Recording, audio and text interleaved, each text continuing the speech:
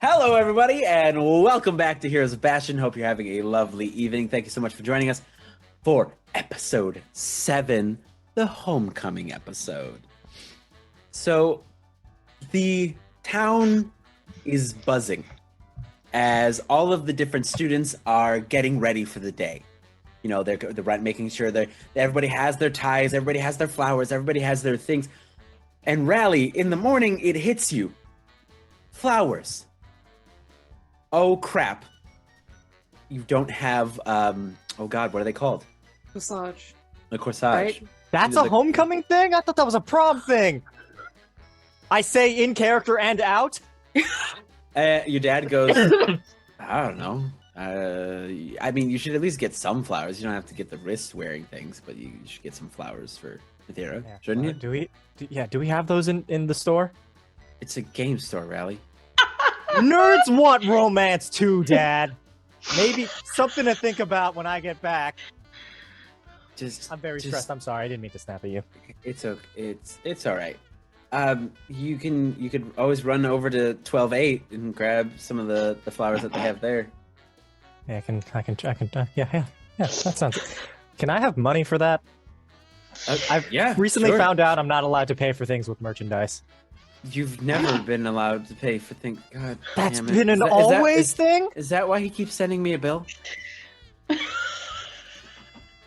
Oh, it goes to you. Yes, Rally, it goes to me. I paid for a dozen slushies last week. How did you drink a dozen slushies? I dropped 2 of them, but I'm a growing boy, and sick. And he gives you some money. Emotionally. And then he gives you the money and he stops for a second as he like puts it in your hand. And he goes, "All right, son. So you've gotten older, and you're going to homecoming. You're going with we're Nathira, and we're doing. Yeah. I just want you to make sure you're safe. I have the belt.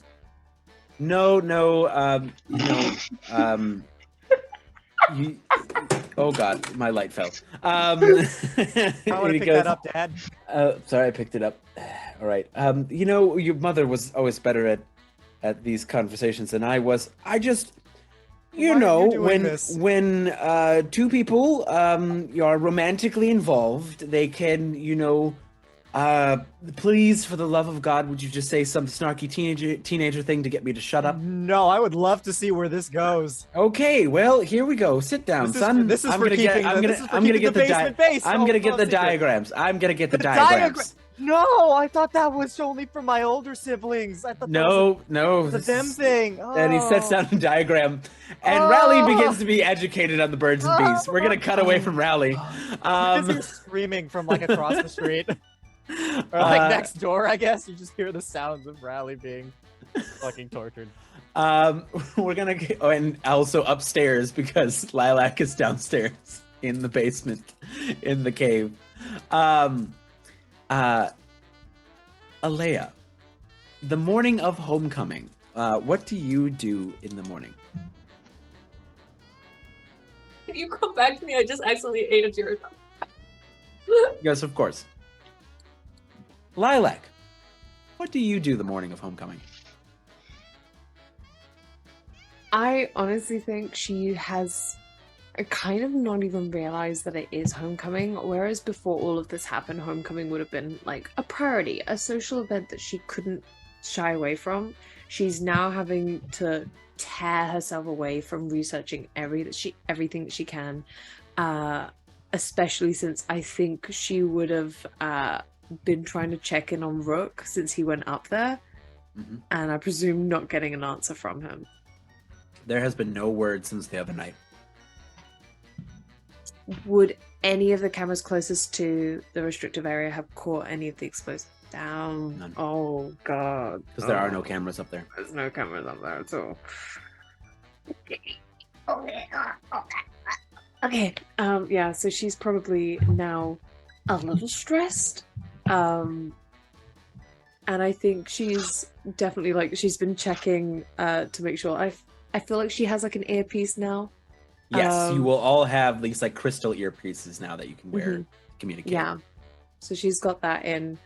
And I think she's gonna be sort of like half in, half out. You know, like where someone like is trying to get ready, but they're like kind of disassociating as well. So like her hair's like up in like this really high ponytail. She's like barefaced for like the first time. Most people have probably seen her totally barefaced. And wearing very like casual clothes and maybe like those little under eye like little masks and stuff, but also like with a cup of coffee and like curled up on a chair like reading. But yeah. Okay. When you take a sip of the coffee, you realize you're like, when did I make this? And you look at the coffee cup and it says for Spotlight. And then it says Bluebird. As he must have dropped it off at some point while you were busy. She's like holding it. She contemplates just spitting it back in the cup, and then it's like, fine. And it's like, coffee is coffee. It doesn't matter where it comes from. Fine. But like, if anyone is there, because her hair is pulled up, like her ears are, the tips of her pointed ears are pink. Okay. All right. Olea, are you ready? Yes. No, Okay. sorry. Olea, what do you do the morning of homecoming? I do not accidentally eat a very spicy pepper. That's good. I am going to be getting ready at my mom's house. And in contrast to Lilac, Olea actually has like a million things spread out over this bathroom counter. And she does not know how to use any of the products that she got. After Gilly handed her the credit card, she decided she wanted to go all out and get her hair and everything done because something inside her told her that she just needed to, get everything set, and she wanted to, make sure she looked nice and everything like that.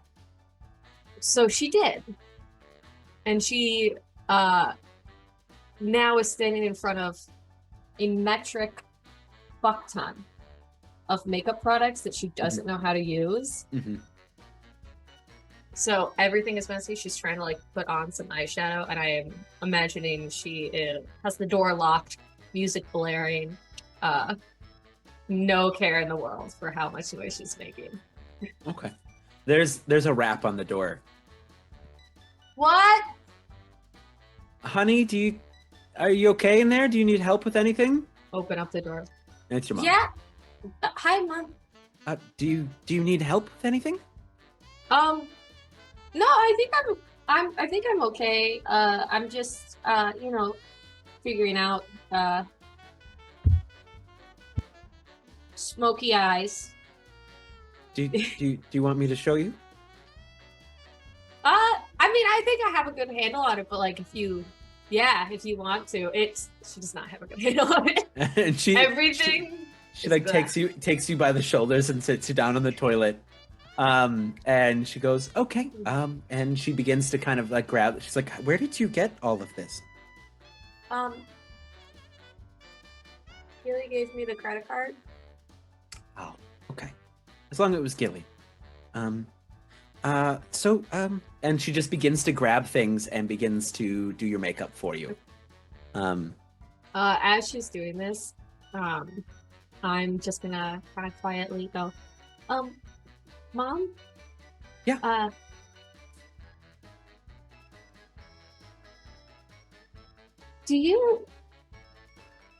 Are you scared about Dad? What do you mean? I mean, he hasn't like really been around. Well, you know him. He has his missions. He has his parties. I'm sure he's all right. Yeah, but doesn't this feel different for you? Here's the mask for me. Yeah, I knew you were gonna say that. Okay. An 11. Okay. What questions do you want to ask? I want to ask. What are you really planning? What do you want me to do? What do you intend to do? Or you can alter those to fit Yeah. what you want to ask right now. I want to ask, what do you want me to do? And I got to do 3, right? Yeah, you can Okay. ask 3. What do you want me to do? What are you really planning? And how could I get your character to talk about the early relationship, early marriage with my father? Okay. So she begins to go, well, I mean, it is longer than normal. I mean, when we were young, he would go off, on these crusades against these villains for weeks at a time, so but he would always check in. So yeah, I'm a little worried, Does but he check in with you still? from time to time. From time to time. Not as often as we used to, but that's understandable. In the early days, he would go out and fight crime, and I'd make sure dinner was ready, or I'd make sure my lesson plans were done, and he'd come in and he'd help me, but he always comes back. So, he'll be back.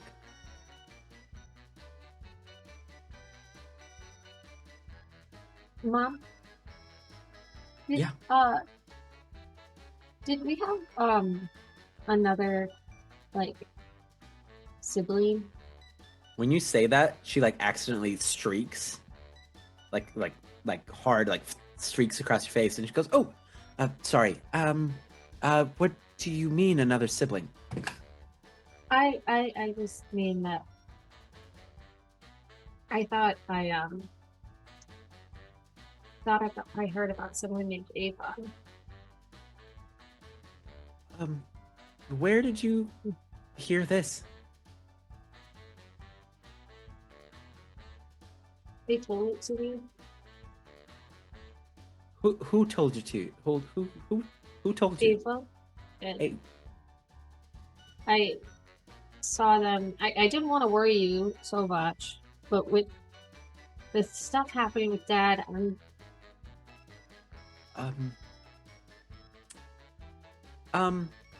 you see she finishes up your makeup and she goes, "Why don't we talk about this tomorrow? Okay, let's not worry about this tonight. It's a big night, and we can talk about it tomorrow. How about that?" Okay. Pinky promise. Pinky promise. She goes, I gotta call the school, make sure things are getting underway for homecoming. Okay. Oh, Mom, before you go, one more thing. Yeah. Yeah. You should call Lilac.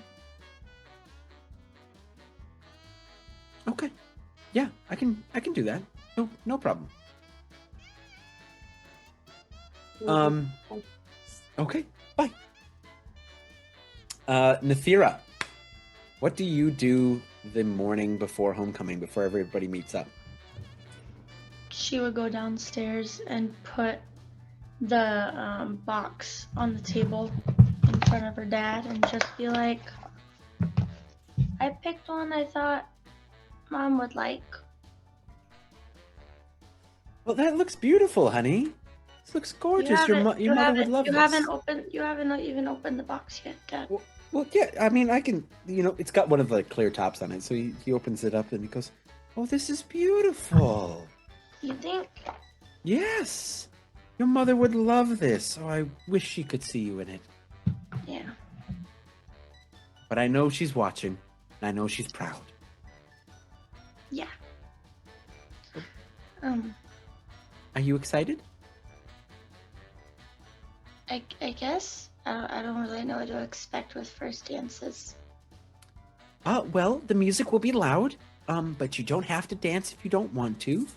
You can leave your friends and you can go by the snack table. Don't do it. I saw you, Cam. You can go to the snack table and get some punch, you know. But the important thing is just to have fun. Have fun. Okay. Are you nervous? Is it that obvious? Well, you're my daughter, honey. I can tell when you're nervous. I don't know. I think it'll be okay. We're all going as a big group, so it'll be fun. Yeah, it'll be great. It'll be great. Are you sure you're okay? Yeah. Is there something you want to talk about? No. Okay.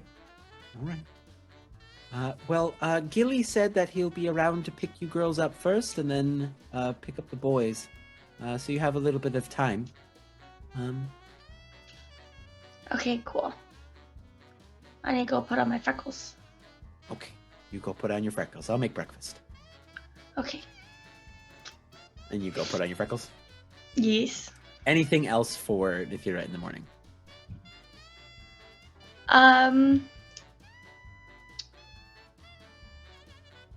She's just gonna wear one of her little. She doesn't wear jewelry, but she has this one little gold locket that she's gonna wear that's got a picture of both Burton and her dad, or Burton and her mom, in it on both sides of the heart.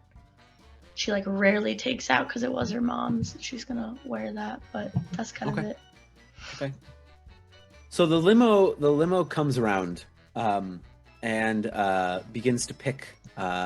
Starts with Olea as the limo's out front to pick you up. Do you come straight out, or is there something else you want to do? Olea is going to start to head out, and then I'm assuming her mom is still home. Yes, your mom looks like she's on the phone. Awesome. Olea will run out and then run back like she forgot something while her mom's on the phone. Just give her a quick hug, and then run back out. Okay. Be like, "Hi, Gilly. Oh, hello. How's your sons?" They are great. They are doing well. Good. I'm glad to hear it. Yes, they are doing great. You look beautiful. Are you excited? Yes. I'm excited. I'm choosing to be excited instead of nervous. Very good. Yeah. Good. We're not going to be. No. Are you excited? Oh, Are you nervous? I am most likely going to cry. Really? Just a little bit, yes, but that's all right. It's a good cry. It's a happy cry. It's great to see my girls growing up. No, we're still, yours. Yes, I was, and he just kind of hugs you. Oh, He's already tearing up. Pat in his back. Yeah. And he takes out a handkerchief and he goes, "All right, well, we better go pick up Nathira and Lilac, your sister, and then we're gonna meet up with the boys." Sounds like a plan. And the limo pulls up in front of the rally point for Lilac. Am I still having this conversation with my dad? I'll get to you in just a second. Did Bluebird say he was going to pick her up at some point, or? You had decided that you were gonna go with the group, I believe. Yes. Okay, cool. He was gonna meet basically with the boys, and then the boys were gonna come and meet the girls. Fantastic. I think she kind of rocks upstairs, and she's wearing the olive green dress still. But it's like that, the Tueta, is it Tueta Motoshi sort of dresses? With those big puffy sleeves that comes down into a slimmer wrist sleeve, with a nice corseted sort of bodice that comes out into a kind of gown with a split down at the thigh sort of thing, is what she just kind of comes out here. Her hair actually just looks the same as always, as if she ran out of time sort of thing. She was too busy getting distracted and she totally ran out of time, but she managed to do some soft easy makeup and such for it, and she's got, of course, a gold choker to match the gold earrings that I gave her, the ginormous gold earrings I gave her. So yeah, and that's what she rocks out in. I don't think she says anything. She just gets into the car and just pulls out her crystal. As you are walking through the rally point out, your crystal rings. Oh. And it's Dia. Hi, Lilac. How are you? Hi, Dia. I'm fine. I just wanted to call and see if you were, you needed anything for homecoming, if you're ready to go. I'm A-okay. Well, I know your dad hasn't been home for a little bit, and so I just wanted to call and check in and make sure you were all right and you had everything you needed. This is a first, Dia. Who put you up to this one? I just, with your dad missing and everything like that, it's just maybe, think about things, and so I just wanted to make sure you were okay. Because I know we haven't been incredibly close these past few years, but, I still care. Right.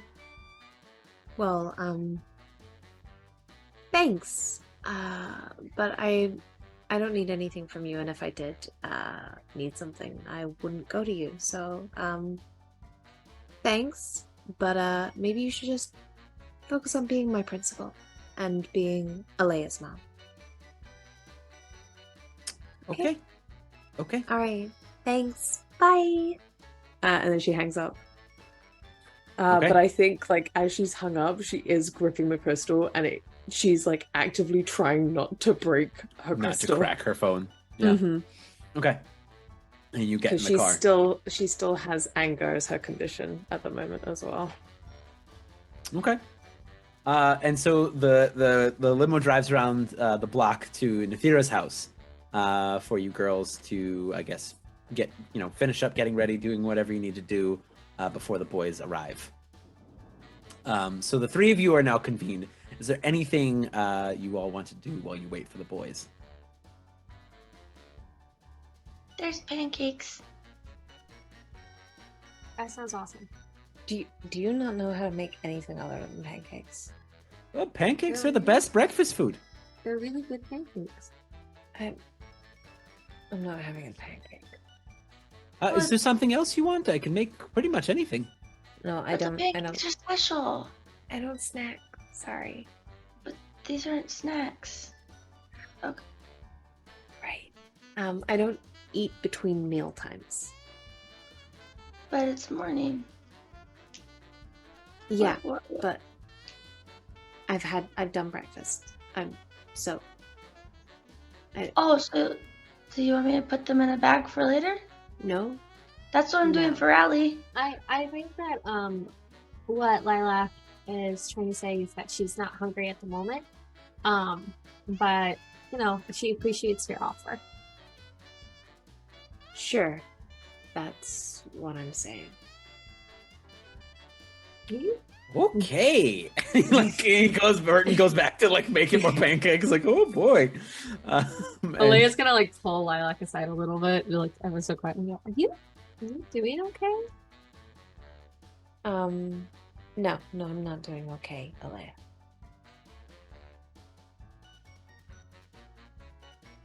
I'm sorry, did you want me to elaborate or something? Is that what you're staring at me like this? I mean, usually, yes, I would love and welcome for you to elaborate. I want to hear about how I can help you. At the words of how I can help you, Lilac is gonna kind of tilt her head to the side and her neck kind of cracks a little bit, and she goes, I think you've already done more than enough just this morning. Your mom called. Lilac, you said that she never talks to you first, which is why you don't talk to her. Yeah, I would... Olea, the time for us to keep whatever relationship we had, I think is long gone, and I really don't need someone else trying to encourage her to talk to me. It doesn't have the same sort of, I don't know, honesty or feeling behind it. And I should know about those things. I fake a lot of shit.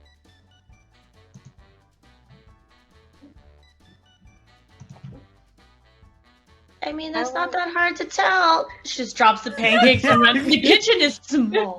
Yeah, Burton is flipping pancakes faster. Poor Burton. Well, thank you, Nathira, for pancakes. Appreciate it. And Lilac,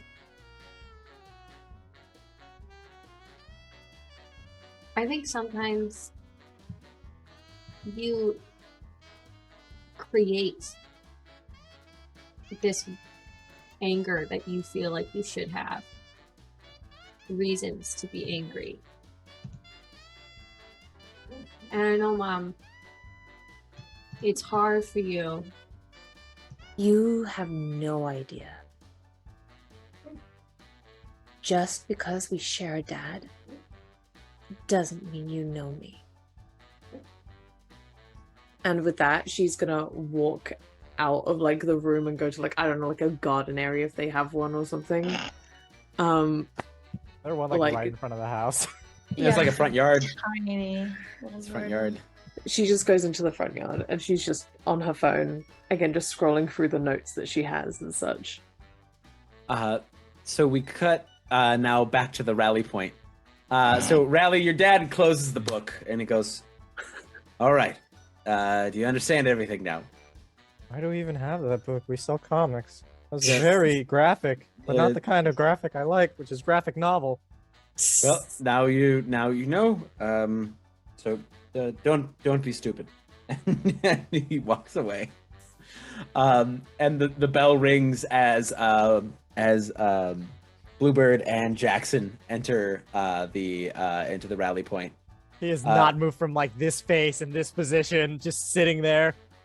At this current point, I think, though, while that entire conversation was going on, since he didn't have time to go get flowers, he's like taking extra back issue stuff that like he doesn't really want, and he's like tearing them up and making them into like little like I guess paper mache flowers or like origami flowers or whatever. And he's just like, it's okay, everything will be all right. The diagrams are just diagrams. You don't have to do it. Like Jackson comes up and he's like, you okay, dude? Are you good? Did you know that? Never mind. I'm not going to go into detail. As it's just, dude, I didn't know that the pamphlet wasn't about fighting. All right, okay, yeah. It's gotta be. He's like rubbing your back. He's like, it's okay, buddy. And you see Jackson's in a nice like 3-piece suit with bow tie, his hair You look slicked very back. nice. Thanks. You know, You're I welcome, tried. bud. Yeah, And you see Bluebird's behind him. He's got like a less like tight fitting suit coat on and like dress pants and shoes. The shirt's open and the tie is just kind of around his neck. He has both a green tie and a black tie. Like he has both of them kind of hanging around his neck. And he goes, "You doing all right, kid? You good? You look like you're gonna puke." I might. How are you doing? I'm great. I'm ready to get fucked up. That's great. That's great. Yep. I already am. He started without us, and Jackson's like, bro, you gotta share. I can get my dad. He has the diagrams and the presentation. Do you want to take part? Oh god. And then like Bluebird goes to light up a cigarette. He's like, I don't know what kind of freaky drugs you all into, but I'm gonna stay out of it. That sounds weird. What drugs? Jed, I don't think we're on the same page. I'm on page 30 as he rips it out of the comic and like starts like making another one. Did you guys get flowers? Because I was told we were supposed to. They get both flowers. like have boxes that have flowers in them. And it'll be like, yeah, that's what you're supposed to do, dude. They never wrote about homecoming in superhero comics. Yeah, we could put each of ours together, and you could have kind of a combo. I think it's all right. I think I have it handled. As he's kind of being a little bit more chipper, and he has like, I'm gonna say like conservatively like 5 to 7 comic book roses that he's just kind of like putting together in like a little box. Okay. he empties out like one of the, I'm gonna say whatever trading card exists in this world. He takes like one of those tins and then just like puts it inside. All right. You ready to go? Please get me out of this house. Okay. And the three of you, sharp-dressed men, walk down the street together. Wait for my reveal of what he looks like now. To Nathira's house. Lilac, are you still out front? Yeah? Okay. Yeah. So you see these three goobers walking up the street, these three gentlemen. Arm in arm, just like... they're all just chatting and joking. See, like I said, Jackson's in a nice three-piece suit with a bow tie. His hair slicked back. He's looking all nice and pretty. You see Bluebird, as I said, he's got like kind of a more loose-fitting suit. He's got the white shirt that's open, and then the green and the black tie hanging around his neck. And then, Rally, would you mind describing what your suit looks like? So here, let me put a little thing in the D&D character art chat or mask. Sorry, that's what he looks like. But man is much more fit than he was before, just having trained for like hours and days on end with no breaks. He's wearing like a very fitted, like plain, I want to say like a light lavender shirt, and he has this like scarf or maybe shawl. He really wasn't sure which one he bought. That's just draping from the shoulders, just kind of like haphazardly. He has purple flowers in his hair. He did get like a very massive haircut. It's less this curly mane and straightened, and there's like a sort of like a part off to the side. The bangs are kind of choppy, but you can still kind of get the general idea. He has his big glasses on. The jacket he's not really wearing, but has it pinned with two like enamel pins and a chain, so it's kind of like draping off of his shoulders, and he's just walking along.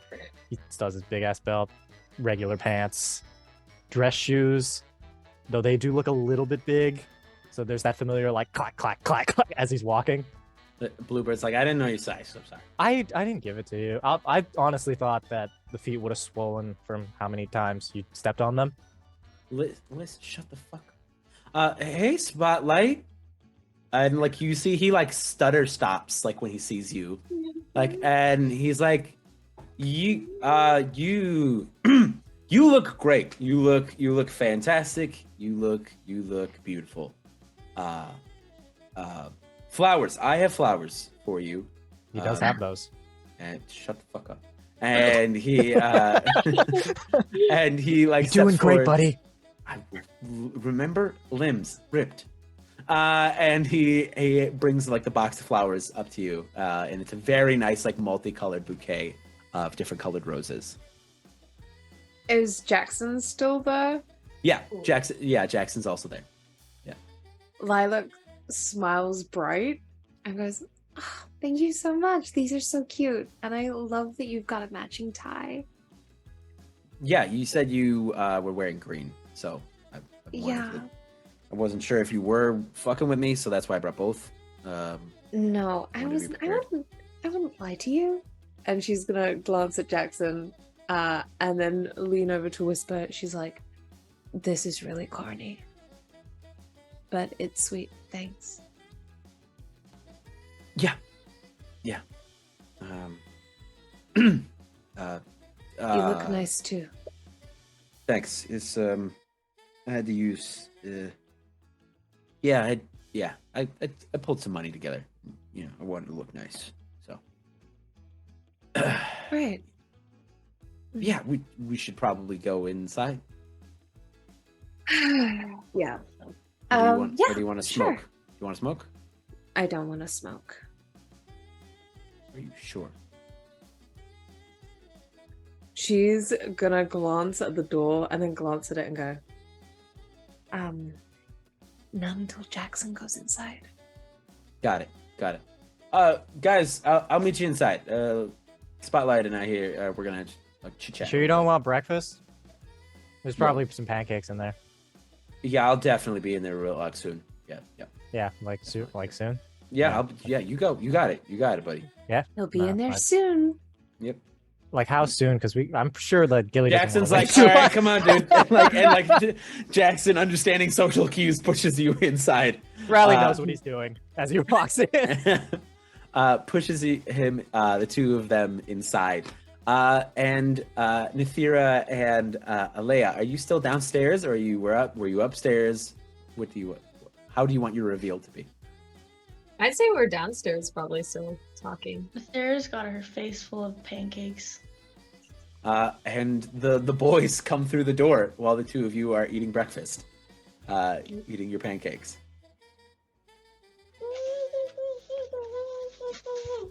Do you want some pancakes? Pancakes! Yeah, I'd like pancakes. You want pancakes, Riley? Oh, these are the best. I have these every morning. These ones have Most of the blueberry, these ones are chocolate chip, these ones are plain. You should have the plain ones. They're actually much better. Okay. Yeah. Start you simple, having like level 1. I've been having the chocolate chips, and the plain's better. I think it's like a personal preference. That's more of a me thing, I think. I don't know. There's something he does with the butter. It's like A+ stuff. Jackson goes, well, I'll have what the pretty lady recommends. And he comes up and he sets the flowers in front of you, Olea, and he goes, you look remarkable. Thank you very much. Thanks for that. Thank you. Oh my Flowers. gosh, Olea, you're so red. It's going through her makeup. It's just like, whoa. Should we maybe set the AC higher? Oh, I Jackson's can sweating. do that. And like Burton like heads out like right away from all Wait, the Burton, don't teenage- leave me alone! Shut up! And like goes and turns on the AC. Thank you for the flowers. Very nice. You look very handsome too. You look Thank you. really hot. No, you look handsome. Very handsome. I You do like look your handsome. suit. It fits you well. And he sits down and leans over and he goes, you look hot too. And he goes to his pancakes. Cheers. Cheers with the fork. Cheers and pancakes. Yeah. He cheers your fork with pancakes. It's a fancy dinner or breakfast. Fuck. Pick up the nice silverware. Riley, I really like your. You look Thanks. awesome. When did I you tried get to- that? Looks really good. I think Erevan stole it. I made a few modifications. I wanted to mimic kind of like a cape. What? What? Sorry, keep going. I wanted it to look kind of like a cape because I thought, super secret, one of those like superhero teams that like, I they have wear one the your color of the capes. suit that they wear. What? We still have one of your capes upstairs if you just wanted to add that. I don't know. You could wear a cape. I don't know. That'd be really cool. I think it'd be kind of neat, yeah. And then Would you those match? are- I don't know if it match. I don't know if any of my capes match your dress. So there's a sharp What about- elbow in Riley's ribs and goes, and as Jackson goes, tell her she looks pretty, idiot. And leans back. It should be stated that like ever since Raleigh walked in, he has not looked anywhere other than at Nathira, and there's like this indescribable amount of awe on his face. But he's like, "You look very pretty." Oh, that was right in the stab wound. Thanks. Are you okay? Jackson's a dick. Hey, He's very nice though, but he's a dick. nice dick. He's a nice dick, yeah. I couldn't do it, man. I couldn't fucking do it. Actually, that was not intentional. I thought it. I didn't say it. But Nathira looks so nice, right, Riley? Mm-hmm. You look really nice. Thanks. Remember, these were the flowers that my mom liked, so I thought it looked really cool.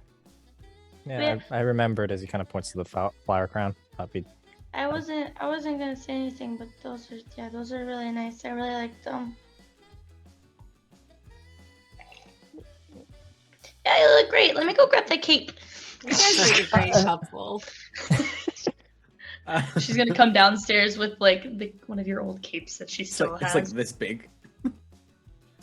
I remember these being bigger. I did too. Maybe like whatever a cummerbund is. I think that's a thing. Maybe if I wrap it around. or like hang it off of the like a pocket square. Use it like I guess we could just do huh? pocket square. What's a pocket square? I think it's a.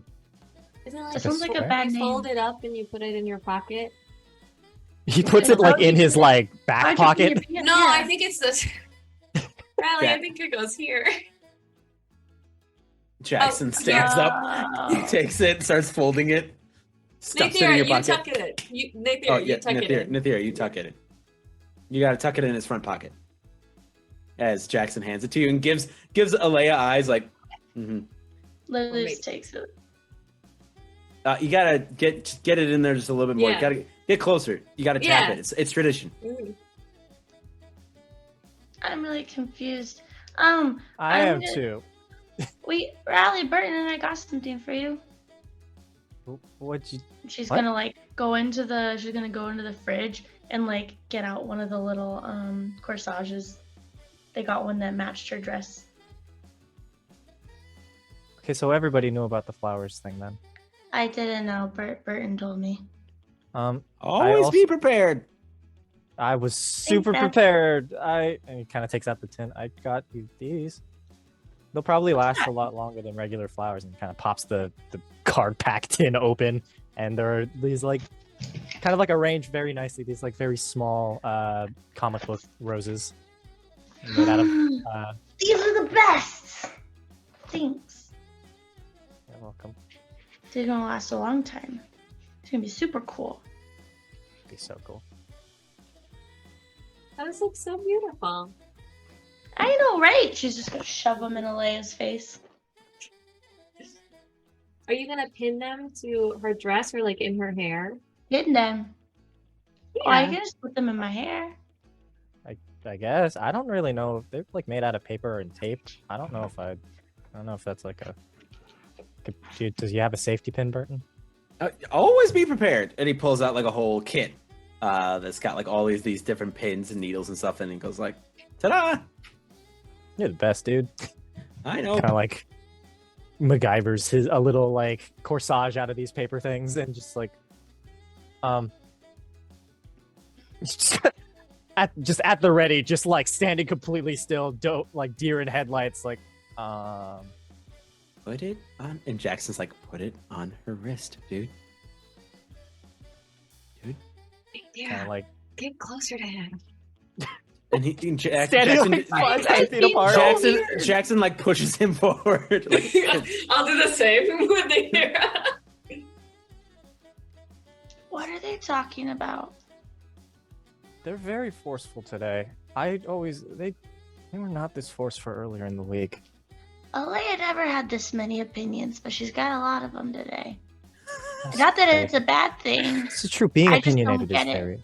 Yes. It's a good trait to have. I think we're having a positive impact on her as a whole. I think we are. Oh my I god. think I we're all don't really being know more Jackson, though. open-minded. I think so. Yeah. He keeps hitting you. Once again, they're not whispering very quietly. Right? It's constantly just rallying. It's like I don't know. Is this what hazing is? Are you trying to haze us, Olea? No,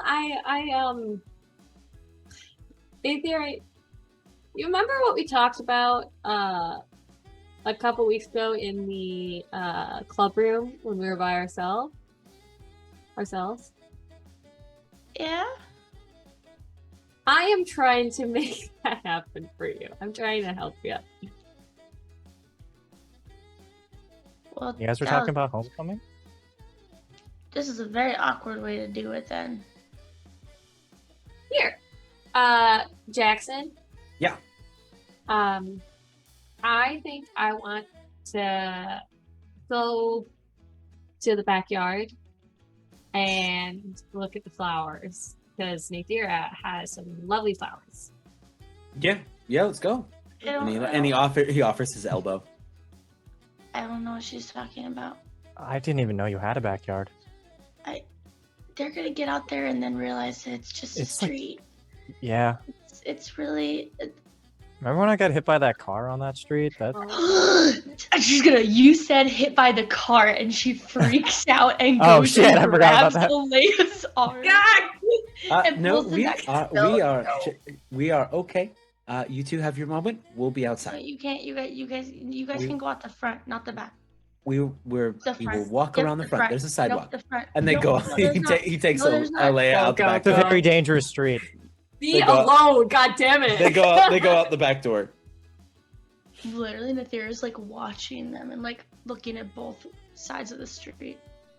I think they should. I mean, they have like one of them has superpowers, so I think it should be fine. Unless Jackson has Does superpowers. Jackson have superpowers? I don't know. Should we ask him? What if he's?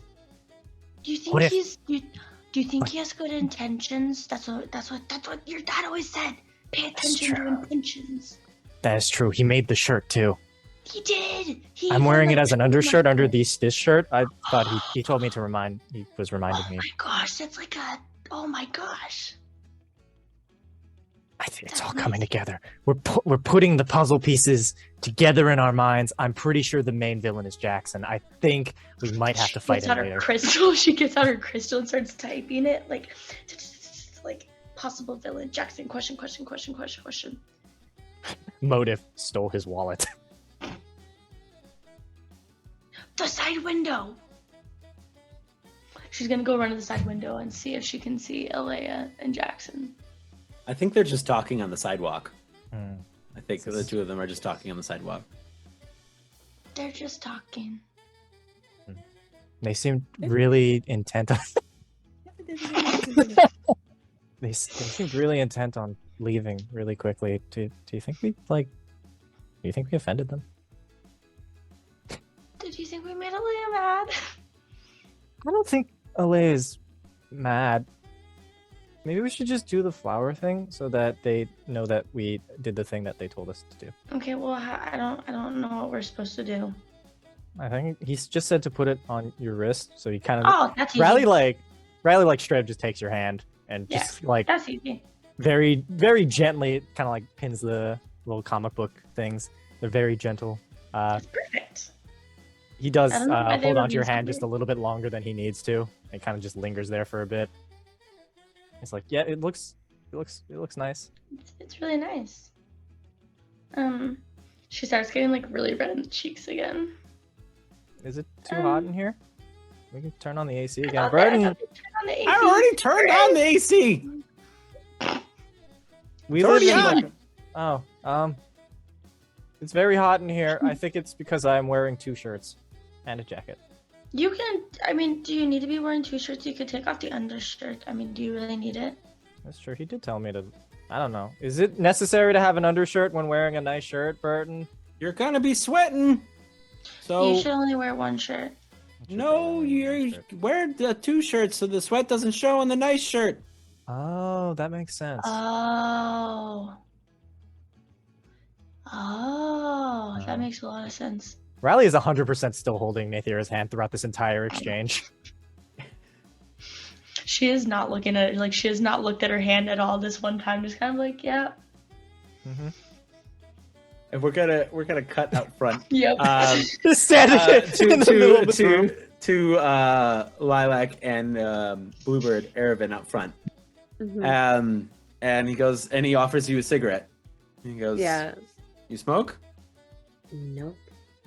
And she'll take one and then like offer it to him to light. And she's like, it can't be that hard. Put it in your mouth first. All right. And breathe in as he pulls out a lighter and lights it for you. Okay, she'll breathe in. And And I don't know how good she is at it though. and is this your first time smoking? Yeah. Yes, it is. Okay. Just go slow. Just go slow. I didn't realize I was going fast. Well, Do I do it again? if you take it in a lot at once, it's a little much. Right. Okay. She'll take like a slower breath and stuff. I think she still like lets out a small cough, Yeah, but like- it's less than like the first one. Right. Yeah. So, how are you dealing with all this stuff? Not great, to be honest. We lost contact with Rook since he went up to the restricted area. Rook's the one who recruited you, right? Yeah, I haven't heard from him in a couple days. Yeah, no, he's gone radio silent. And as disgruntled as he was picking up the phone to me, he always did pick up. Yeah, he always answers. Yeah. And that's said actually he- a question Sorry, Yeah. you asked first. No, you go. How did you get I presume you got your powers from that weird egg thing, right? Yes, some dude named Starling stopped Yeah. me after school. Said it was extra credit, and I'm flunking at school right now, so I needed it. And then he told me I'd have to like do all this stuff and do what he says, and I just kind of swiped the orb and left because seemed like a douchebag. I mean, you're not wrong there, but you know, he's the only one who can take those powers off you, right? Yeah, so I'll just avoid him. So he can't take back. There's something weird going on about it. I mean, why would it choose you? No offense or anything, but like you and the others. I mean, me kind of makes sense because of my dad, but I don't get it. I don't know. There's something we're missing, and I think I know where we could find it. Where? Let's say tonight, you and me, we sneak up to the restricted section.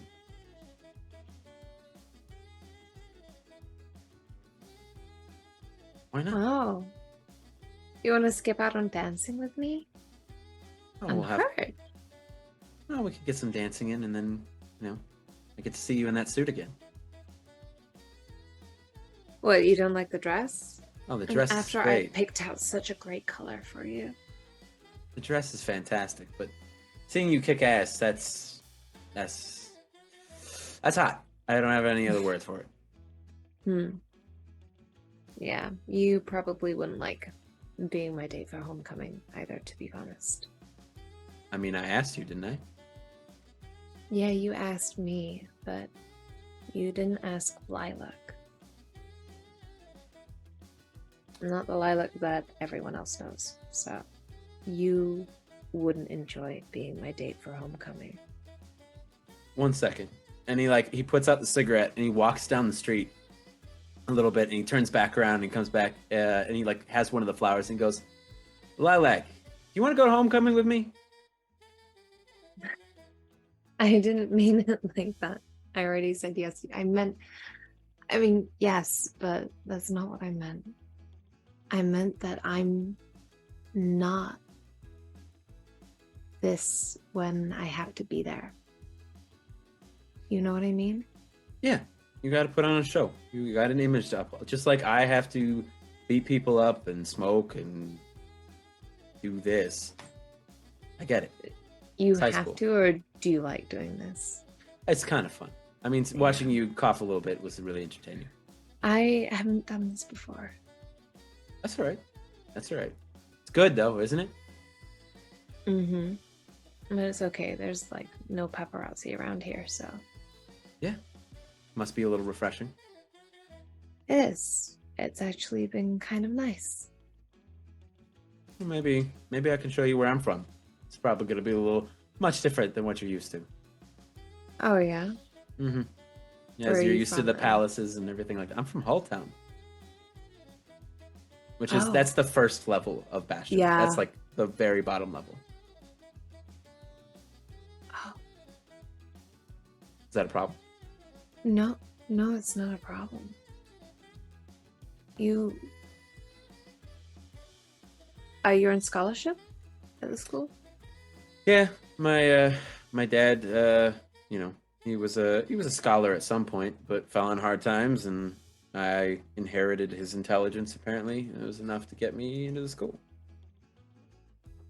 I didn't really Right. want to go, but Right. Sorry, that sucks. we all got to do things that we don't want to. Yeah. Yeah, you're right. I think she'll take like a deeper drag of the cigarette, and then I think cough again Yeah. because again she's very new at it, and then she goes, "All right, I think I'm done. I'm done with the the rebel bad kid attitude." And he takes a cigarette and just like grabs your hand with it and pulls it away with the fingers, and then finishes it himself and then tosses it into the street. It's a nice lip gloss as he finishes it from the cigarette. And smooth, really smooth. Come on, let's go inside and just make sure everyone's ready to go. I'm not being late. Okay, all right. And then we're gonna cut to the sidewalk where we have Olea and Jackson. And he goes, "So, are you ready? You excited?" Yeah, I'm making an active choice to be excited. Rather than Not excited? okay. Nervous. Is you nervous? But I am making that choice to be excited. I am excited. Okay. And if you ever get nervous, we can always run away to the rock climbing gym. I think that would be a very nice call, but I do not have any of my gear. And I don't think I can rock climb in this dress. That's a good call. That's a good call. We could always swipe some of the gym clothes from the closet. You're resourceful. I have my moments. I'm the quarterback. I gotta think on my feet, right? Yeah. As he kind of like does this and then just kind of lets his arms flop. Thank you for going with me, by the way. Thanks for asking me. Well, yeah. I don't really get why, and to be honest, I still don't. But hanging out with you, it's been fun. It's been fun. Yeah, and I mean, I like you. That's why I asked you. And I think you're really pretty, and you're really sweet, and really smart. You know so much about plants, and like that's super entertaining. Like I know nothing about plants, so I like get this look in your eye, and he just starts kind of like rambling, like going on and on about you. Are you doing okay? Yeah, I'm great. I am stellar. You're doing that thing where you're rambling. It's because I'm nervous. You look really pretty, and we're going to a dance. So I'm nervous. Well, I promise that I will dance with you at the dance if that makes you less nervous. Less? No. Excited? Yes.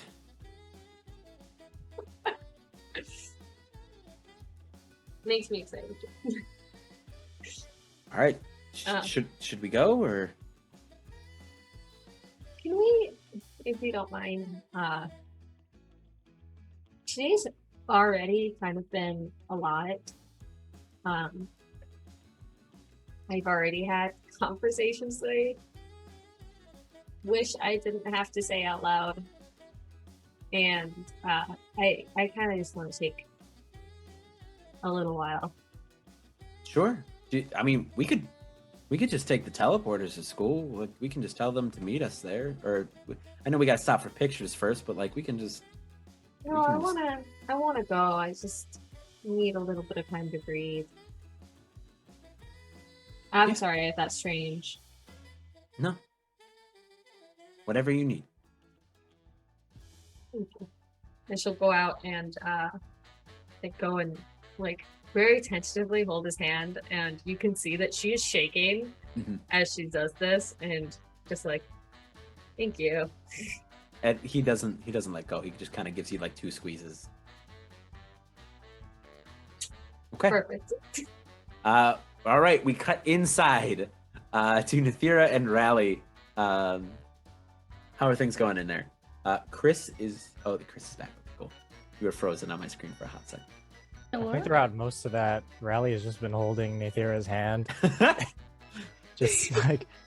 just trying his damnedest to figure out how he's it's one of those moments where like the dynamic has shifted a little, but he's not sure how far, and is just like trying to figure out how to talk at all. Lovely weather we're having. What? Weather is a thing that's happening, and it's nice. You're being really weird, Riley. Yeah, kinda. It's cute. Thank you. You're welcome. And as she says you're welcome, you feel like her hand go from like you guys were holding your hands like this to she kind of like pushes her fingers into yours and then pulls you out towards like she wants to go check the window again and make sure. Do you think Jackson and what's the other one? No, Evan? Erevan? Erevan. Something.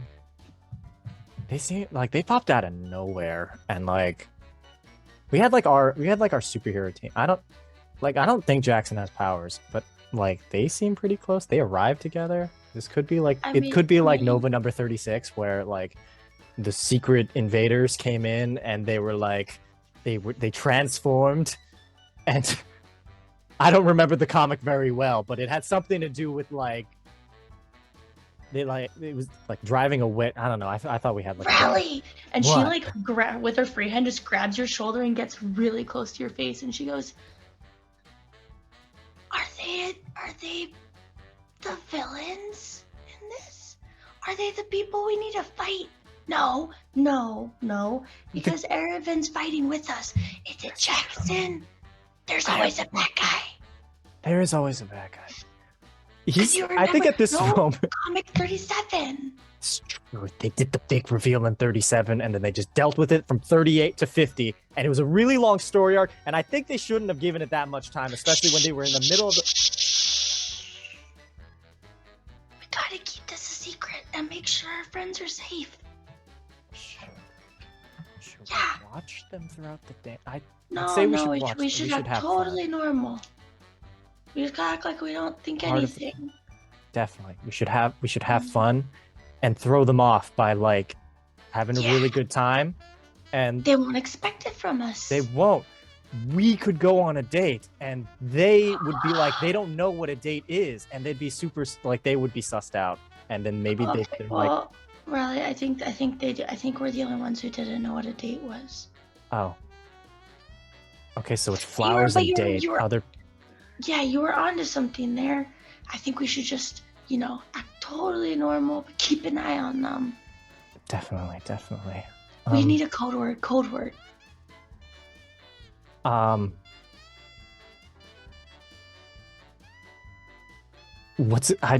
At this point, like in the conversation, he was very focused on like this secret plan between the two of them, but now he's just completely lost in Nathira's eyes as he's just like kind of there. like, yeah, just like right there, as like his entire body kind of relaxes. He's still like holding onto your hand, like in that same way, but he's like, I don't know. What do you think?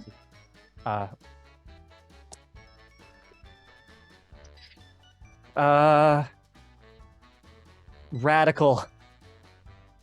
I really like that one. Yeah. You always came up with the best code words.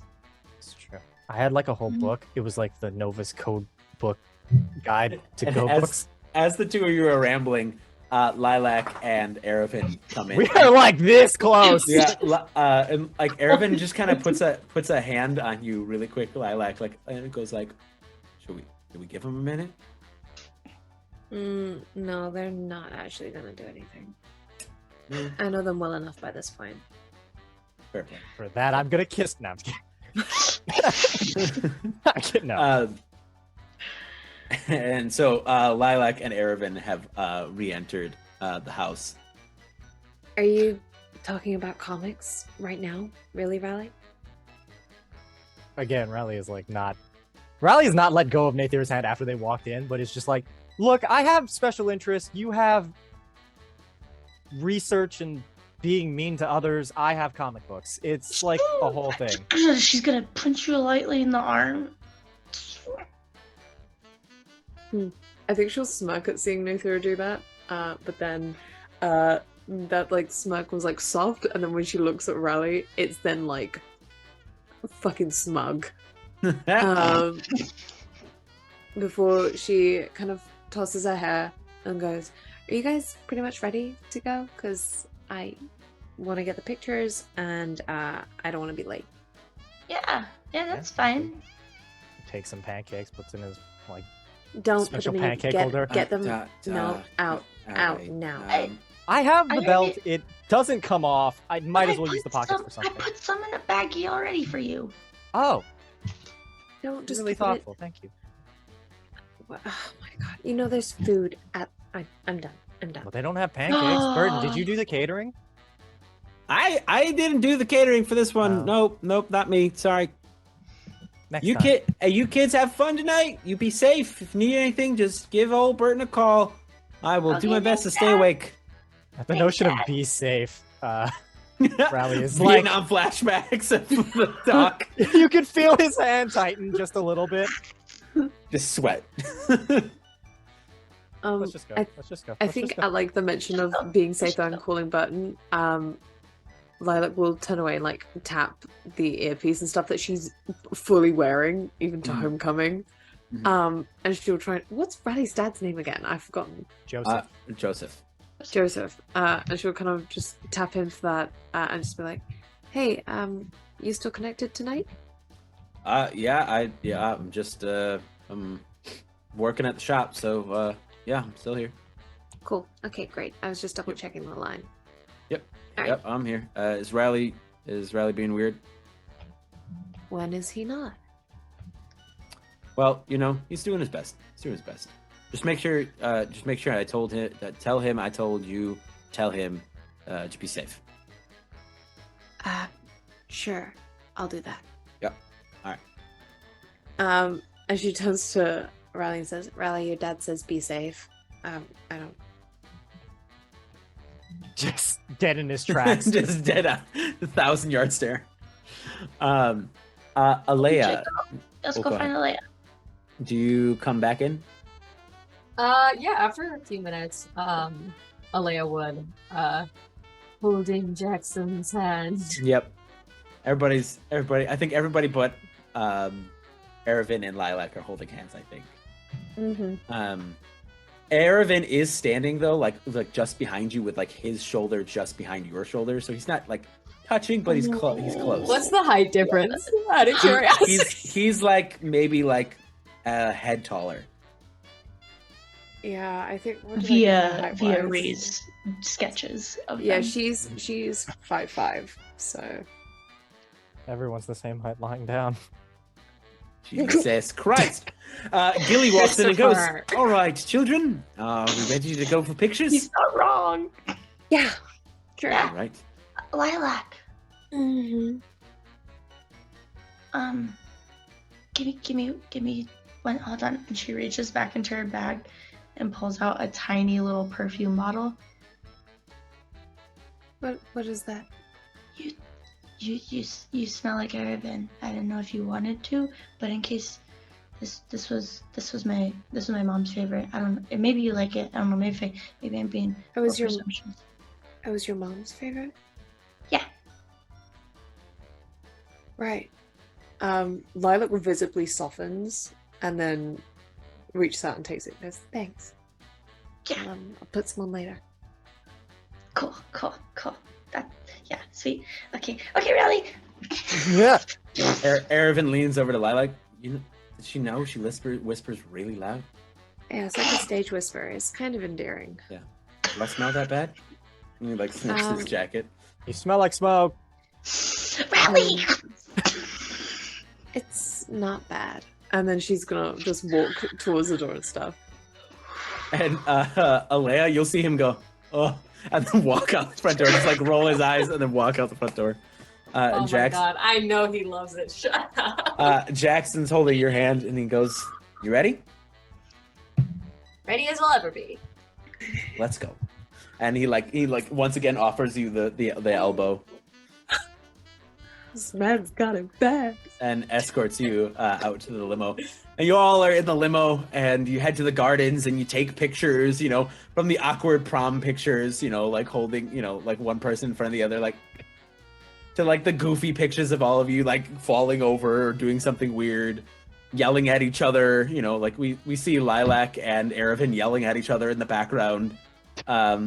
We see all sorts of like rally. Yeah. We see like the piggyback picture. It's like every possible homecoming and prom picture you could think of happens in the beautiful gardens. As Gilly then drives you all up to the school, to the auditorium. And as you approach, you see the crystalline domes are now like pulsing with color from the inside. And you can see like these like spotlights moving across the artificial sky as all of these kids are getting out of their cars, in their dresses and their suits and everything. There's like these floating crystalline, like almost like balloons, lining the walkway into the school. As Gilly opens the door for all of you to head into homecoming. Mm-hmm. You look Thank very you, nice, Gilly. Gilly. Oh, thank you very much. I figured I should dress up too. And he's wearing just like a nicer bow tie. And like Oh my straightens it up. god. Takes Yeah. one of the many keychains and just kind of like, there you go, bud. This is I think I have 13 of this particular one. So that one's from my shop.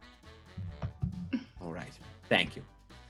No, he meant like 13, like you've given him like Oh, so many. So you've given him one like after every training session. So he has like a pile that he just like, it's his love language. Leave him alone. he clips it onto like the wind, like underneath the mirror, and there's just like a janitor's keys worth of these keychains Stop.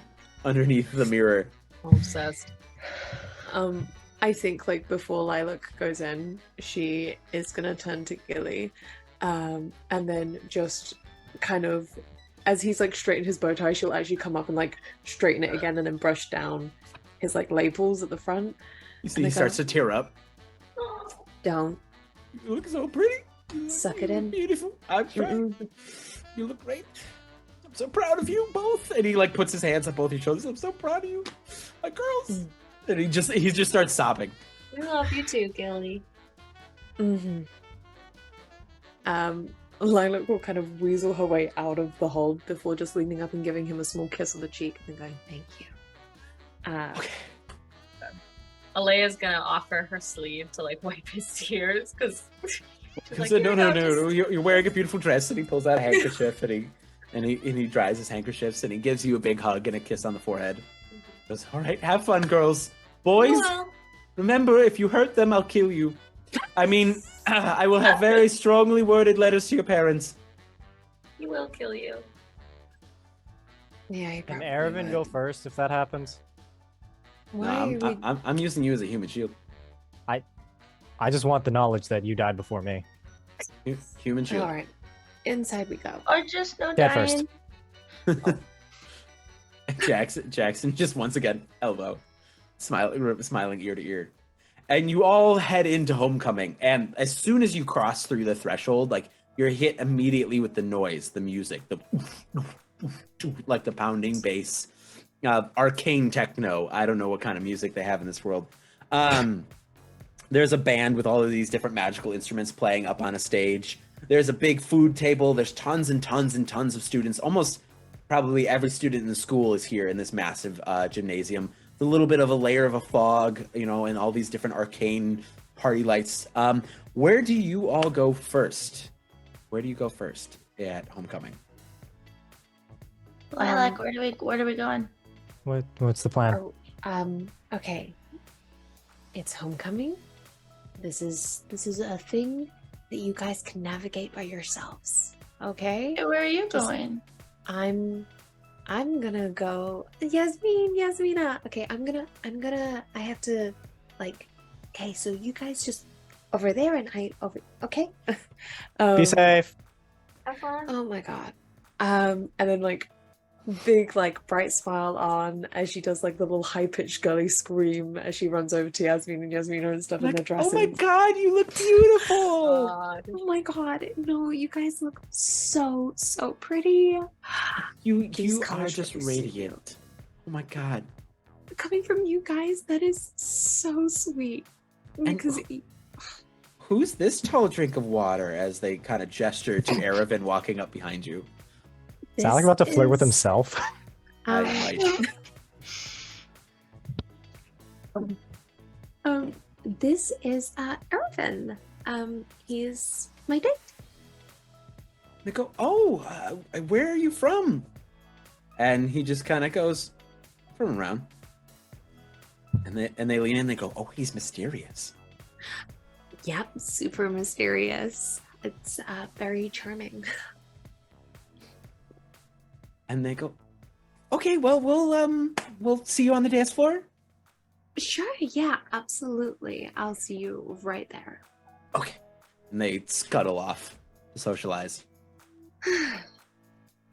That's got to be exhausting. Oh, it's gonna be.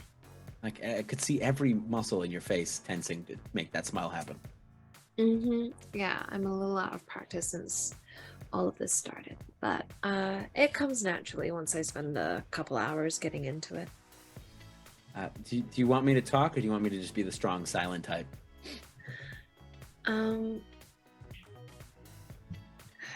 She's gonna look over to the people that she's probably eventually gonna have to socialize with and stuff, and like keep up appearances with. And she's gonna chew on the inside of her lip and goes, "Just keep it vague." Mysterious. Great, perfect. All right, let's keep going. And she's gonna basically just keep socializing and stuff, Okay. like getting the Instagram, the whatever the comparison is of the social media. Fantasygram. Writing it down. Yeah, and Erevan follows you throughout, like the night, not making a fuss. Olea, where do you and Jackson go first? I think Olea would kind of turn to Nathira and Rally and be like, "You guys, you hungry? You want to get some like food? There's a bunch of food." I mean, we have the pancakes, but I guess we could check out what's at the We table. could take the I don't. pancakes later. That does seem like a later snack. What time is Yeah. it? It's What like time is it's only like 7-8 o'clock in the evening. Like a It was midnight very snack. early I on. jumped to that. Okay. Pictures took Right. hours Oh. because But Lilac is good. perfectionist. I was literally We were about to standing say, in the parking lot for like First 9. Just Oh my 9 God. hours. Lilac was like, "Can you retake this? But like, can you angle your head up? And I need you to suck your chest in like that." Like, Amazing. Jesus. I think from the second that Rally walked into what's it called? Homecoming, the mix of like the loud music and the like very scratchy fancy shirt that he's wearing, he's like visibly uncomfortable, and he has not like let go of Nathira and is not moving more than like a couple inches away. He's like, "Yeah, food." Well, if you guys like want to take a couple of minutes, I think I'm gonna go get a glass of water. And Jackson, Yeah. do you want to join me for a glass of water? always. Cool.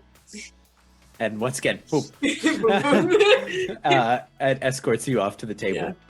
Do you have here? Go ahead. Do you have something? So Olea will, obviously go, and this is more of like something to stabilize her feelings, like to get her body feeling right temperature-wise, so she can focus on it.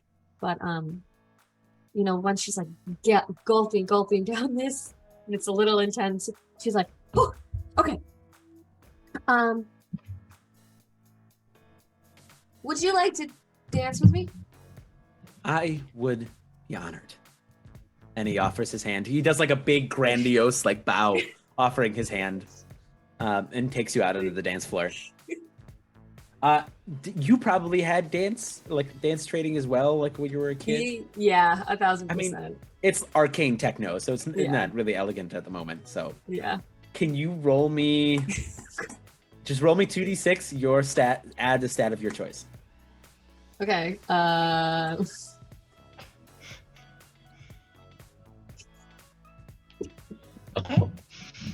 no. Oh. Okay, it's a 6. It is a 6, and I will go for. I'll add danger because I'm directly engaging a threat.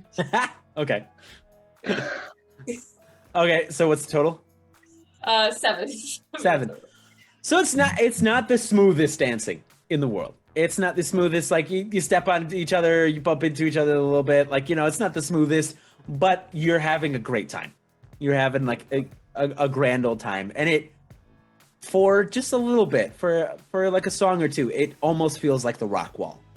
Just like you and Jackson on the dance floor. Beautiful. As we're going, I'll scream out like, Do you need any, like, to see any of your friends? They're around. You're the one I want to see right now. That's really sweet. And the two like of you leaning, so like we're, Yeah, like you can understand each other. As you guys are yelling and dancing with each other. Rally, roll me 2d6 and add danger, please. Ooh. Huh? Fuck. Riley dies. Oh, not bad. Okay. Plus danger. Shit. 7. I can do math. 7. So as you're like, you're kind of panicking and walking, walking into homecoming, and Olea goes off with Jackson, and Lilac goes off with Aravan. You just see for a split moment, you see Mabel walk out, like she's walking like through the gym, and she clocks. Ooh. You see her clock you and clock the two of you holding hands, and you see her just kind of take off into the crowd. Resisting the urge to run away.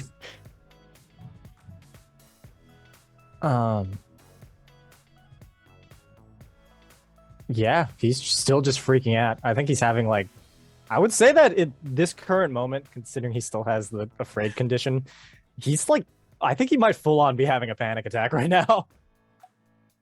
Are you okay? I think I just We can sit down. It's really loud in here.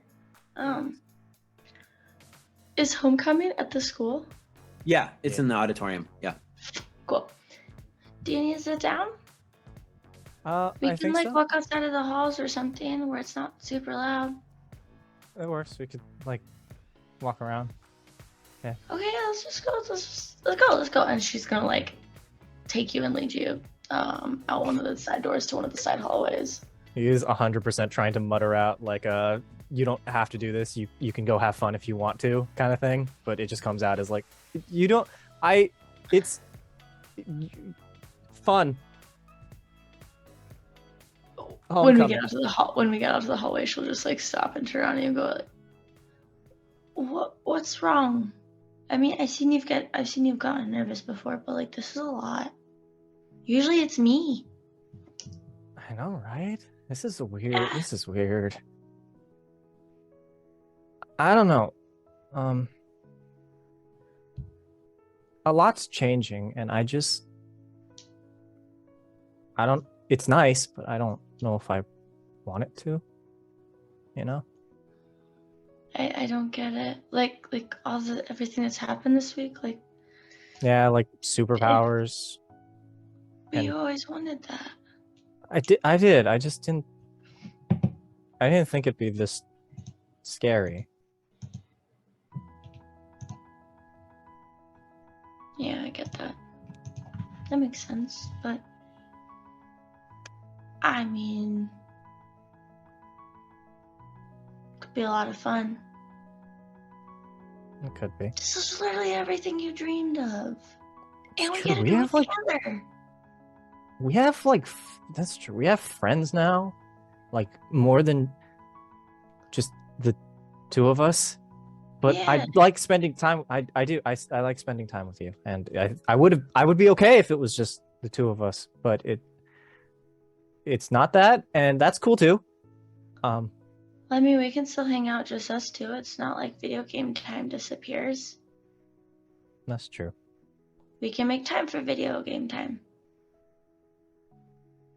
I mean, Lilac and Olea both have other friends too. Maybe like next time we're not training, like, you know, if like Lilac's off with Evan and then Alea's off with Jackson, like we could like not train and play video games again. I'd like that. Just gives your hand like a little squeeze. And when you say I'd like that, and this is for everybody, the music... You're about to die? The music changes and slows down to a slow song. And the music even travels into the hallway. So I'm going to start with our friends in the hall. So it's the two of you in this empty hallway, and this sweet, slow song begins to play. What do you do? They're playing that music really loud. You'd think it'd be some kind of hazard. I mean, it's not the same like really loud one. This one seems true. nicer. Slow. How are you feeling? I think I'm feeling better. I think, I don't know, I've never really been good with like loud places or large crowds, but it's nice knowing that you're here for me. And I got you. I'm here for you. I told you I'm never leaving. You just Are can't we- leave again. And she like pokes her finger into your chest. I promise I'm never gonna leave again. Are we near the club room? No. Okay. you're on the opposite side of the school. I already thought of that. Damn it! Do Do you want to go out? dance? I'm terrible at it. I can try. Trust me, you're not any worse than Erevan. He stepped on my foot like 9 times, and we hadn't even started yet. Oh, well, if we just like stand still and only take steps to the side, we'll never step on each other's feet and we'll be way better. That's true. We can like, yeah. And I guess, yeah. Riley's gonna get like a little closer than he needs to, but like respectable distance, I guess. All right, and you're going to dance? I'm gonna dance, and he's just gonna look into Nathira's eyes and he's gonna think about what Gilly said and just both root himself in this moment and remember what it is he's like fighting for. As Well, both of you give me a d6. D6. Are we about to die? No. I don't even 5. I don't even have my dice. Let me pull up the stupid dice. Just a singular dice. I know. I got 5 as well. So it starts awkward. It starts choppy. It starts weird. But then, before you know it, it's effortless and it's smooth and you're in sync. And there is nothing else. School is gone. The noise is gone. It's just the two of you and the music.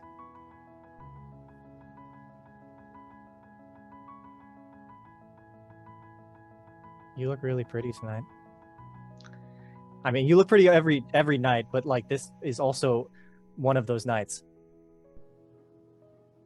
I think I did that right. This is your funny way of telling me you like me, isn't it? Yeah, pretty much. Olea told me to tell you that I thought you were really cute too, and I like you too. As of late, a lot of our friends seem to have a lot of investment in what's been going on lately. Maybe that's what happens when you read other things besides comics. I don't know. Not that it's a bad thing. I don't know. I think it's nice to get my head out of the comics for a little bit. This Maybe. you go ahead. No, you.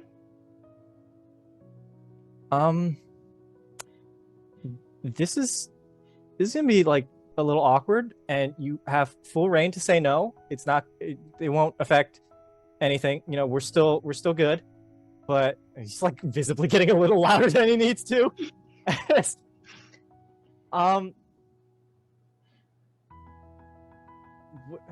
Would it be okay if I Yes, kissed you? and she's gonna jump on, like, give him a jumping hug. And that happens.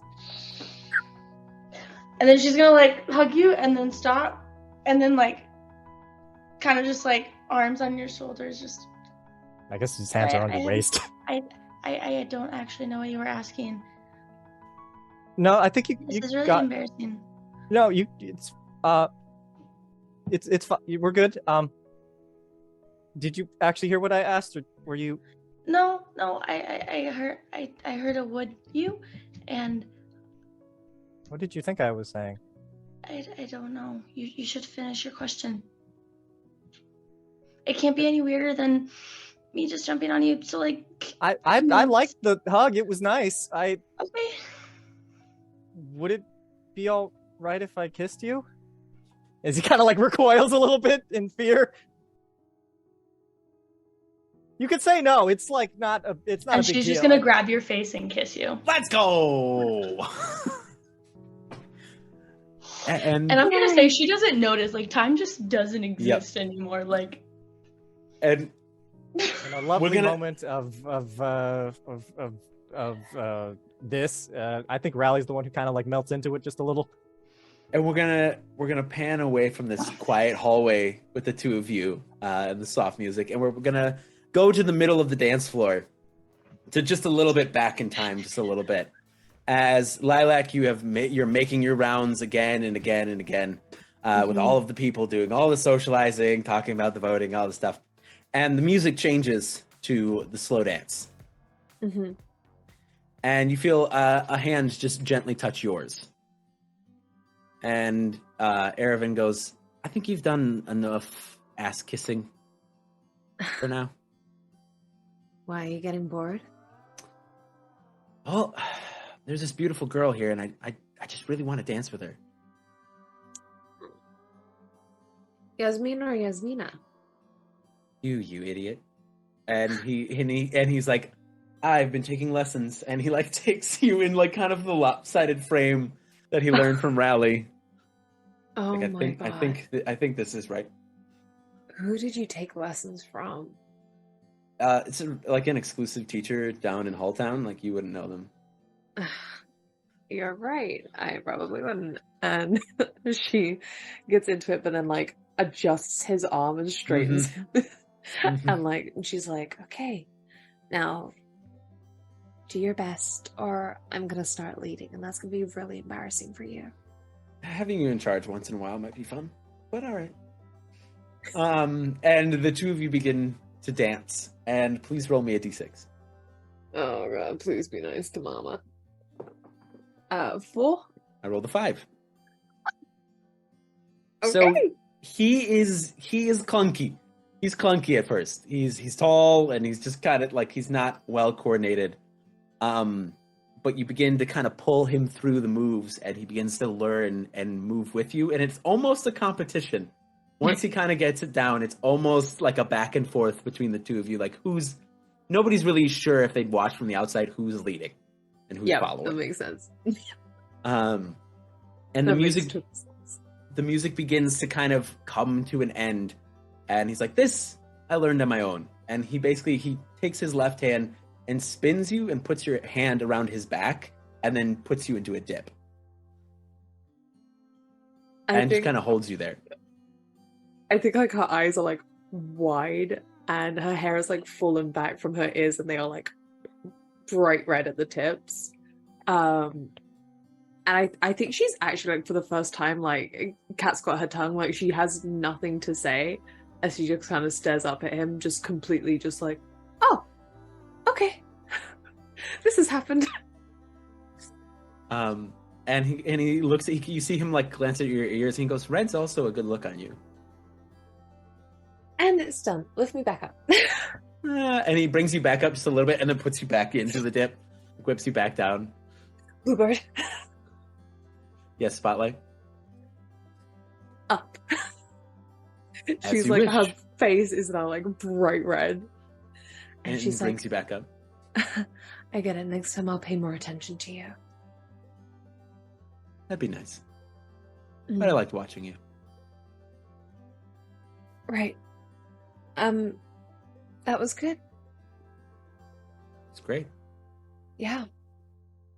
I'm gonna go get some air. And then she's gonna step out. She won't like say like he can't come or like not make it like an invitation, but that's where she's going. He goes like, If you want, you can. and then he goes, he'll do the thing that Jackson did, and he holds out his elbow, like kind of again more like kind of awkwardly and clunky, less elegant.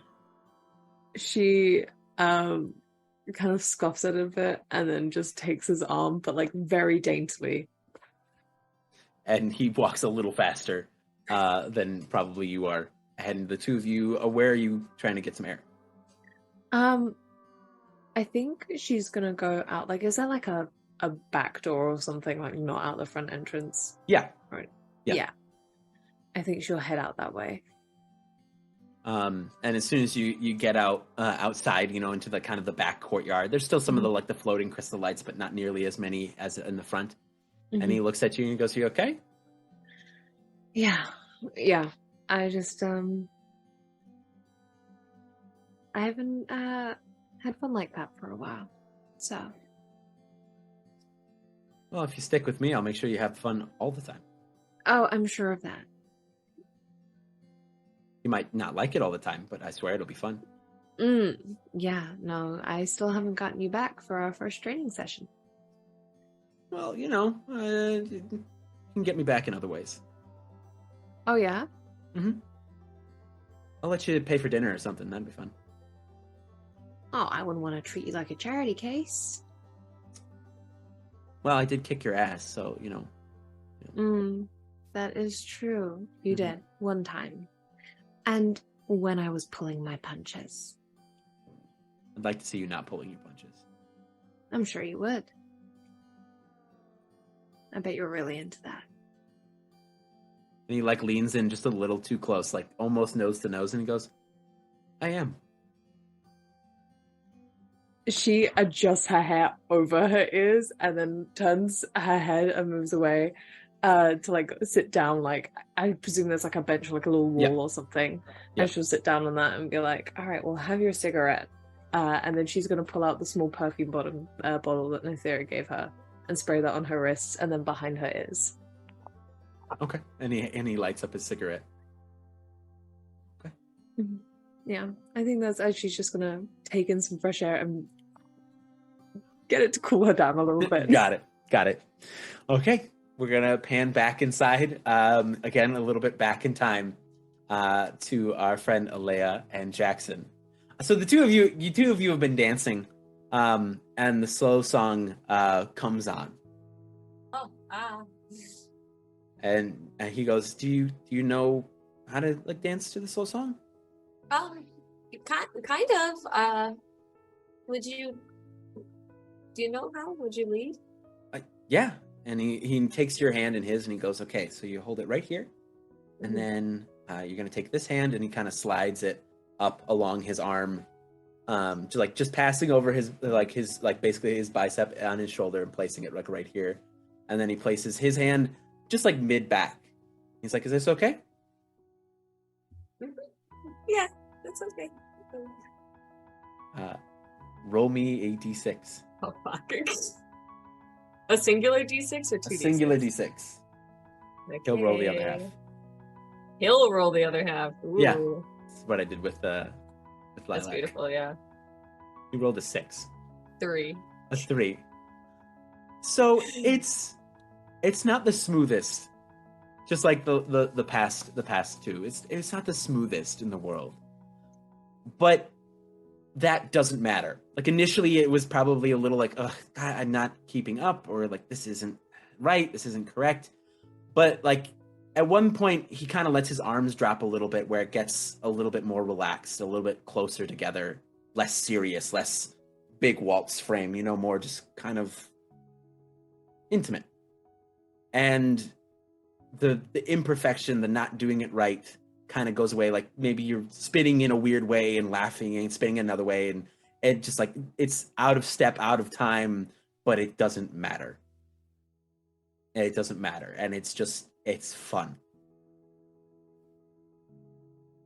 And he goes, I'm glad you said yes.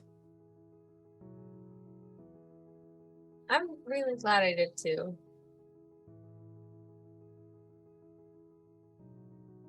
Do you remember when I talked to you about Greenwoods? Yeah. So when I'm here, everything feels so busy around me. There's a million things going on constantly. And I have to watch for Mom and for Lilac and Dad.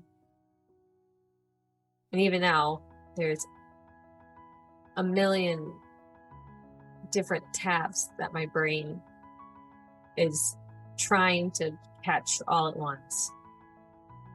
And it feels like no matter how much I get done, there's always more. But in Greenwoods, it's not like that.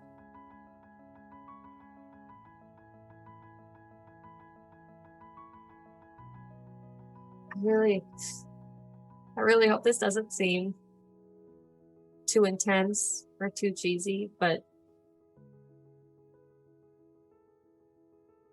the kind of person that you are, and I don't know, dancing and stuff, even though we're surrounded by everybody running around and dancing much better than us, I feel like I do when I'm there right now.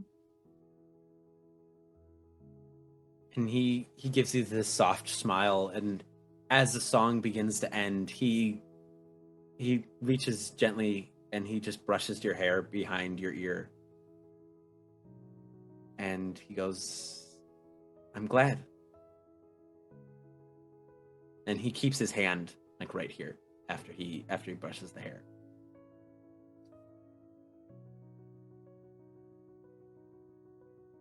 Is it? Mm-hmm. Is it okay if I kiss you? Yes, please. Olea will like go up. She's much shorter than Jackson, she's like 4'11", and will go up on her tiptoes, and kind of like almost by need pull him down. Mm-hmm. But you watch as her shoulders, which are usually so tense, and she usually has such a tightness like in her body, immediately it relaxes and there's like a wave comes off of her.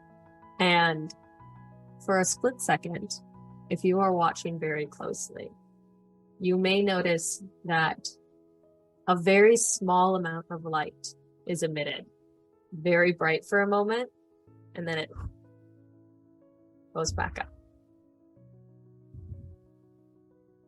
As he pulls you in for a kiss. Well, you pull him in. Yeah. I suppose. Pull him in for a kiss. And it feels like it lasts a lifetime. And one second.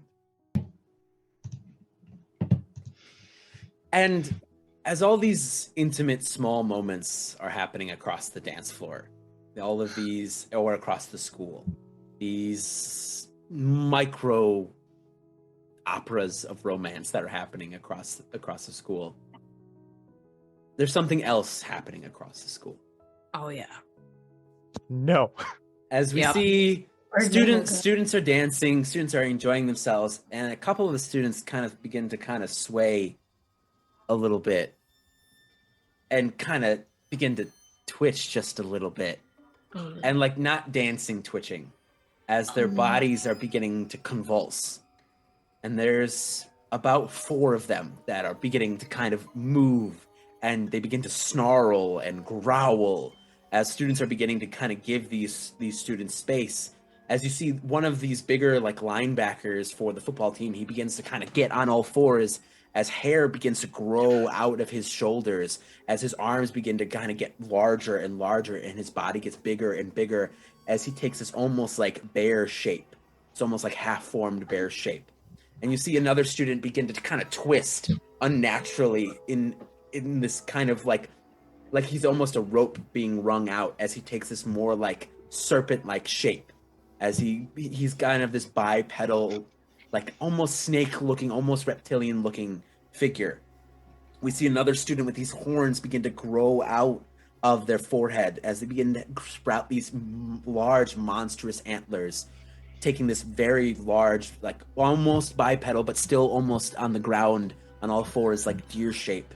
And we see one more student have these blackened, ashen wings begin to sprout from their back and a beak begin to grow from their face, as these 4 creatures have emerged from these students. And the only person in the gym right now that would recognize this or something similar is Olea. As you begin to hear the kind of cacophony of screams as students are running away from these now monstrous students who are beginning to attack the crowd, it like the way that the students kind of transformed into these animalistic like shapes is very similar to the kid you ate. You know how he was very spider-like in the beginning. And all of you begin to hear this kind of cacophony happening where the music kind of is abruptly stopping as these animals are beginning to run rampant. These like animalistic like creatures are beginning to attack the student body. First thing Olea is going to do is scream out for Lilac. Hopefully you can. And Jackson's like, we got to get out of here. We gotta go. I saw Lilac and Aravan. They went outside, so maybe they're okay. They're safe. We should go. We should get out of here. Just trust me for a second. You need to go, but I should not go. What about you? I will be okay. Wait, I can't leave you here. No, I will be okay. Believe me, I will be all right. You should go though. Go to the climbing gym, and I'll meet you there. Okay, I promise. Where are you gonna go? I'm gonna find my sister and my friends, and we're gonna handle things. Roll me 2d6. Let's do roll me 2d6 plus mundane. Okay. Let's see.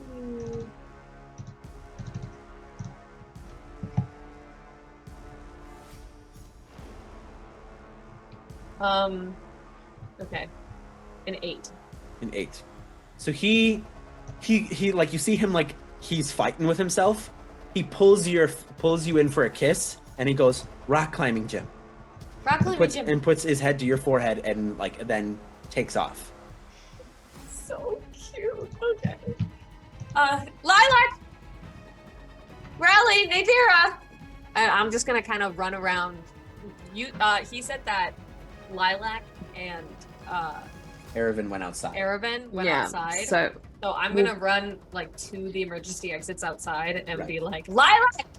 Just get in here. Something will happen while you're running, but I'm gonna see what the rest of the group is doing.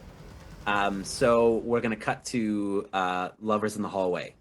So you begin to hear this cacophony of yelling and screaming and growling and roaring coming from the gym.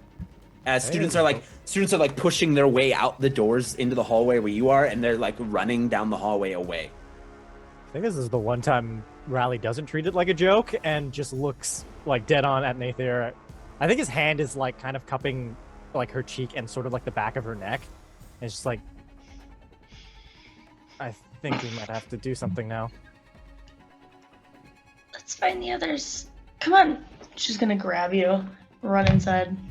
And the two of you run into the gym.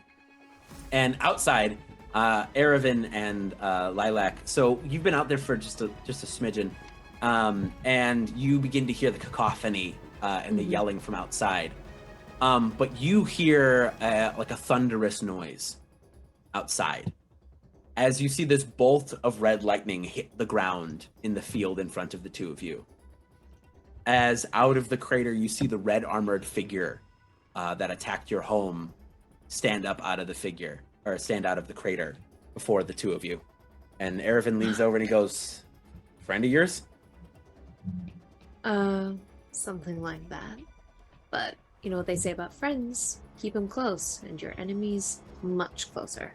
And she's gonna wave a hand over her earrings to transform. And he's like, "All right, I guess we're doing this." And he undoes his chain and wraps it around his wrist and pulls it tight. And that's when you see the armor around his body up into the chains coming down from his head. The fact that you gave his thing chains, you knew exactly what you were doing. I always know what I'm doing. It's true.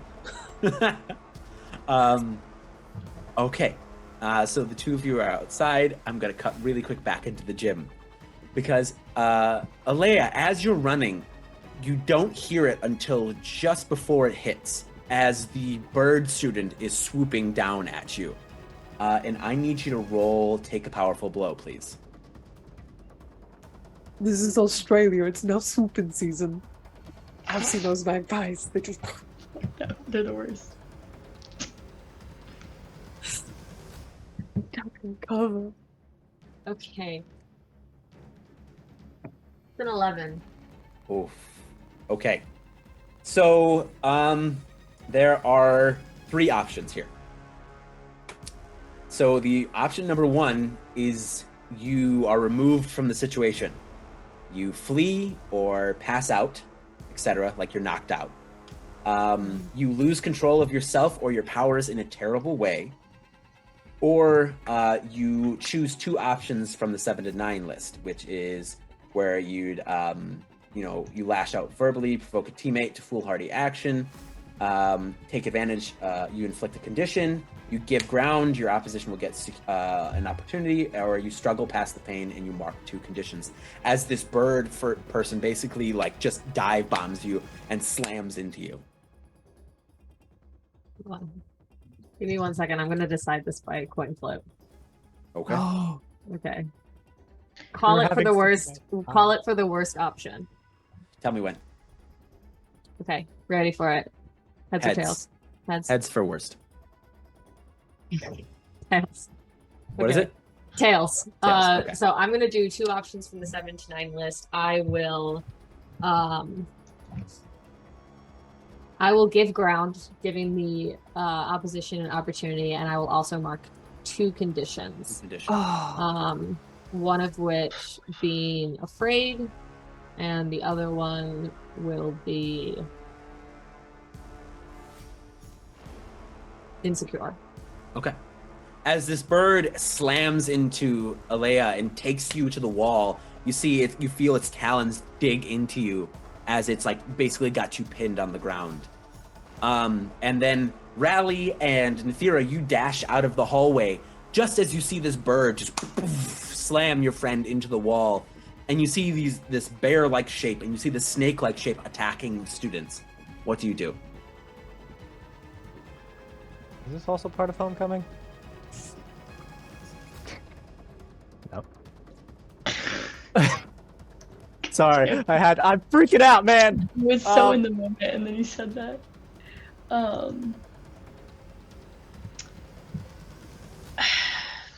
It should probably help. Nathira's gonna push you forward towards Olea. Not what I meant. And she's gonna disappear. Okay. It's not what I. Oh, she's gone. I'm Alea's gonna screaming in pain. I'm gonna take out one of the eggs, and I think, despite everything that's happened, he's definitely still shaking. This is, I think, the first actual combat he's been in that didn't have a surefire way to survive. So he's gonna go for it and think long and hard about Nathira and that brief moment in the hallway and dancing and just being close to her, And the one he rolled was a 3. So we got a new form, everybody. Let's go. We get all the new forms. He gets Effigy Maelstrom. Ooh. So I don't want to waste too much time, so we'll go through this in the briefest of forms. But so as he hits the button, tosses it into the belt, there's like a small pause before it actually announces anything, but you do hear a more like maternal voice, so to speak, as opposed to that booming, threatening, like we're about to fight voice.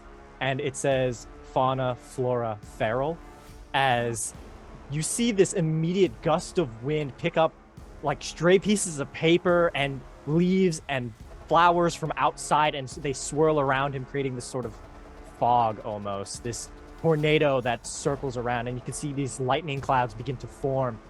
And with a single bolt of lightning that seemingly comes out of nowhere, all of that dissipates, and standing before you is Effigy with a rabbit motif along the helmet. You can see these like big ears that kind of flop behind him and just sort of hang off. You notice there are these metallic flowers that kind of make this I'm not really sure, like a cape, I guess, a cloak, so to speak, that sort of like drifts and like blows gently in the wind. The armor itself is made out of metal, but still has that sort of weird wood texture. You can see cloth. And in that moment where he's just kind of reaching out, trying to figure out his new form, you hear it say, summon weapon Tempest King, and you can see this long, gnarled staff of lightning. And it just is like, all right, what are we doing? And you see Olea, it basically has this bird monster on top of her. I'm going to try to strike it with lightning. Okay, unleash your powers. Hell yeah, let's go.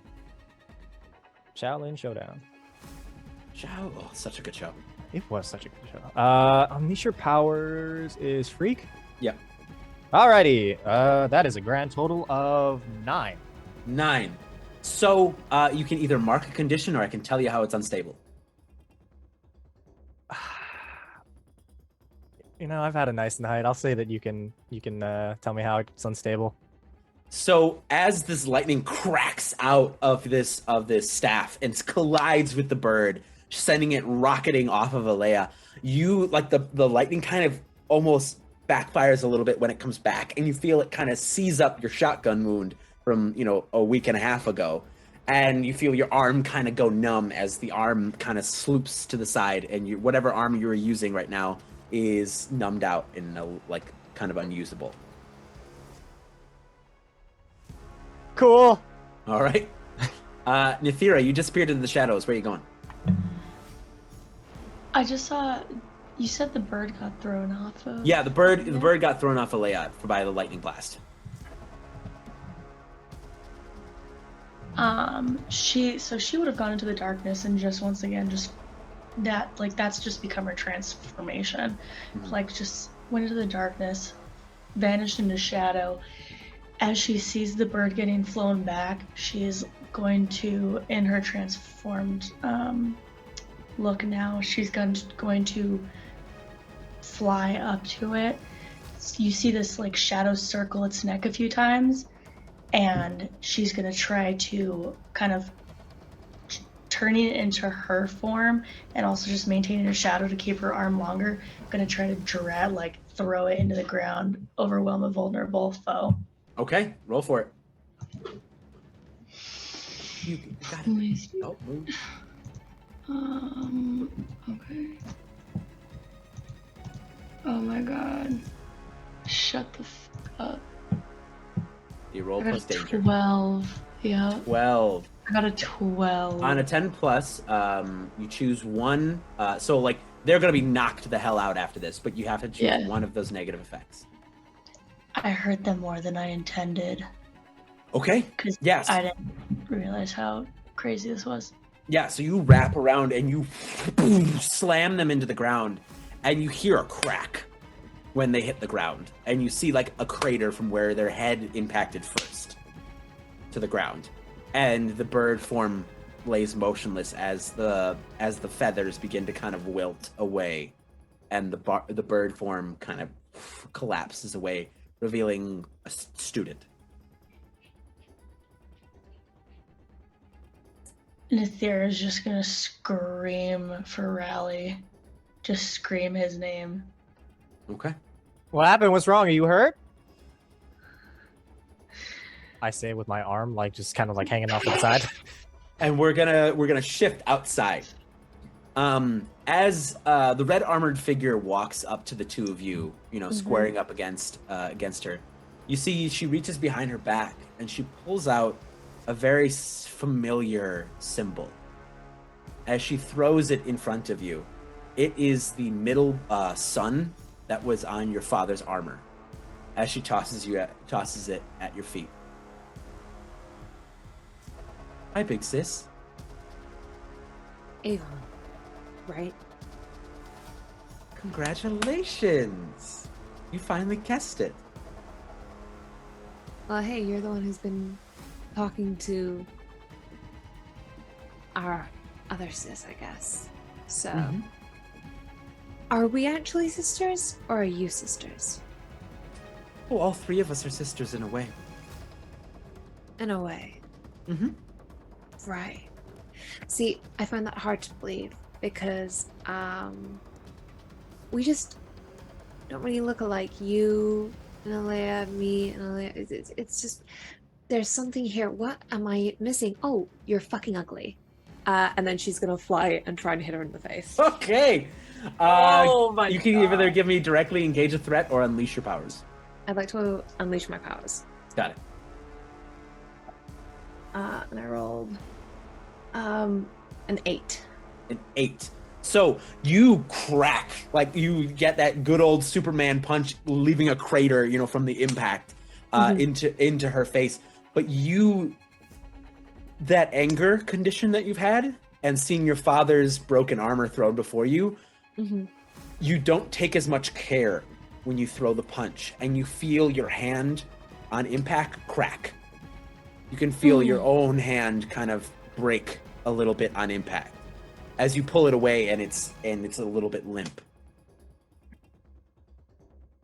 And you feel this kind of wind as you see these array of chains kind of whip past you and slam down to get basically a red armored figure away from you. And he kind of pops up next to you and goes, "Are you okay?" I'll be fine, I think. And she goes, and you hear her go, "Maybe." And you see this red lightning whip out from behind her as she throws it forward at the two of you. And it's going to be take a powerful blow. So I got do my your thing. But he's also going to roll for take a powerful blow. Okay, so that's... I rolled like crap, but I think I have a +2 on this. I do, so it's a 7. So a 7. So on a 7, you get to choose one. Give ground, your opposition gets an opportunity, you struggle past pain, mark 2 conditions, or you provoke a teammate into foolhardy action. Oh, well, I've got my never give up, never surrender. So it means that on a 7, I have to mark a condition. Okay. But I get an opportunity or an opening against them. I rally from the hit and it inspires the team, add a +1 to the team pool, or I keep the attacker's attention. I think I'm gonna rally from the hit to add a team to the pool. Okay. And you see, as you kind of take it and like absorb the lightning as it washes over you, you see Erevan wasn't as fast as he rolled a 5. And you see the lightning directly contact with his chest. And you see kind of this smoke rolling off of him as he's kind of like slumped for a second. And then he just rights himself back up. Okay, now we're going to cut to Olea. Olea, the bird has been thrown off of you. There are 3 enemies still in the gym. What do? You are hurt badly. Olea is going to try and get up, and I want to use my move, All the Best Stuff, to see if there is anything nearby that I would know about that has weapons of some kind within the school. Or something we can use as Do you impromptu weapons. do you roll for it? I do. It's but I know where it is. It says I've compiled access to all the equipment and like weaponry areas that other supers have hidden in the city. When I access one of the areas, I find like a tool to fit in the situation. You give me the detail. 7 to 9, I leave evidence on there. On a miss, I trip an alarm, and they're coming. Be prepared to explain yourself, but I will let you spice that however you would like. So what you it's an old piece of equipment because it hasn't been used in a long time. There was like essentially it's like a villain suppression kit that was kept around from the Golden Age. It's like, basically almost like a fire hydrant on the wall, like one of those glass cases that's this break in case of emergency, and it's almost like a lasso, almost like a bolo that like basically is bound with arcane energy that's useful for basically capturing a foe. Okay. How close is Rally and Nathira to me? Nathira is very close by as she just like took out the bird person, and Rally is just maybe probably about 10 feet away. Okay. Nathira, I don't know if I can do it, but I know you can. And I'll toss her the lasso. Okay. And I'm hoping to yell also loud enough to distract the nearest monster to her to give her an opportunity. Okay. So there, basically nearby, there is like the bear. The bear's like looming over a student and turns to when it hears your yell, and begins to kind of walk towards Olea. Okay. I would have to roll to provoke. Yes, roll to provoke. Okay. Provoke someone. Yep. 2d6 plus superior. A 9. A 9. So on a 9,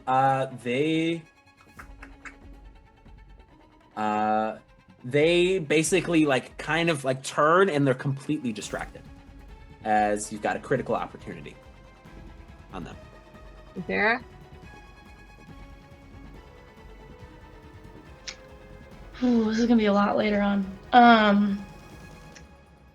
So Nathira turns and sees like the lasso's getting thrown at her, and she sees like the bear walking towards Olea. Mm-hmm.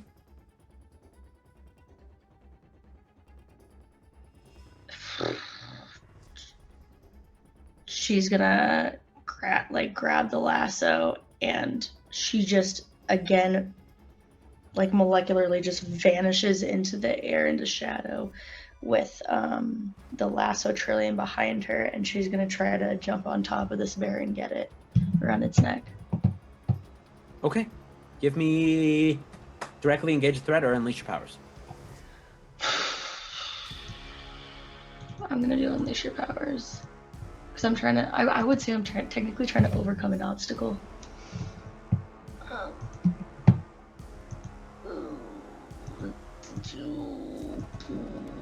That's an 8.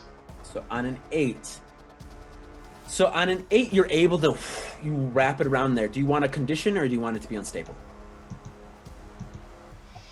I'm just looking at the conditions. I've never had to look at the conditions.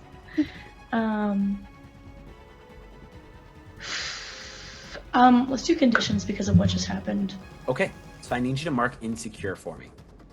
As you wrap this around, and you've got it, but once you're there, you realize you've just mounted a giant mutated bear person, and the bravery slowly begins to leave you once you're there. Rally, effigy, what are you doing? So, how is what's going on with the bear? So the bear was on its way over to Olea because Olea distracted it. Nathira shadowed her way up onto it and wrapped basically like this bola, this like lasso around its throat. And she's like trying to pull the lasso back, trying to hold on to the bear to knock it out as it's now kind of rearing up with her on its back. And then there are the 2 other monsters in the gym that are attacking students. There is the deer and there's the snake. I'm debating whether or not I want to focus helping Nathira or actually do hero things. So we're gonna roll for it. All right, hero things it is. Rally is gonna turn to the two monsters and I guess try to build like a wall of vines between the monsters and the students, so to speak, like keep them enclosed with like an unleash your powers or something. Okay, unleash your powers. Oh, that's not good. And that's with Freak. Yep, that's a 5. Oh, so you go to do it, but then like you need your other hand to pull it up. You know what I mean? And like you get some vines that begin to kind of crack through the ground, but it just isn't there, and it opens you up as the deer charges you. And I need you to roll me take a powerful blow, please. Absolutely, sir. So 2d6 plus your conditions. 10. Okay, so you gotta choose. This is the same thing that happened to Olea. You can either remove yourself from the situation, where you flee, you pass out, etc. You lose control of yourself or your powers in a terrible way, or you choose 2 options from the below list, which is you provoke a teammate into making a foolhardy action. You take advantage of your influence to inflict a condition. You give ground, your opposition gets an opportunity, or you struggle past the pain and you mark 2 conditions. I'm gonna lose control. So, I'm going to tell you something happens just before you do that. As, you go to do this, and then you see this large, massive deer with this huge, basically, rake of antlers charging headlong towards you. You brace yourself for the impact, but the impact never comes. And as you raise your head, you see a person standing there like this. And you see it's Mabel. No, you motherfucker! And as she blocked it. And you see some of the antlers pointing through. As she's like, am I a hero now, Rally? And then you see her slump forward into your arms. She's not dead, but she's in trouble.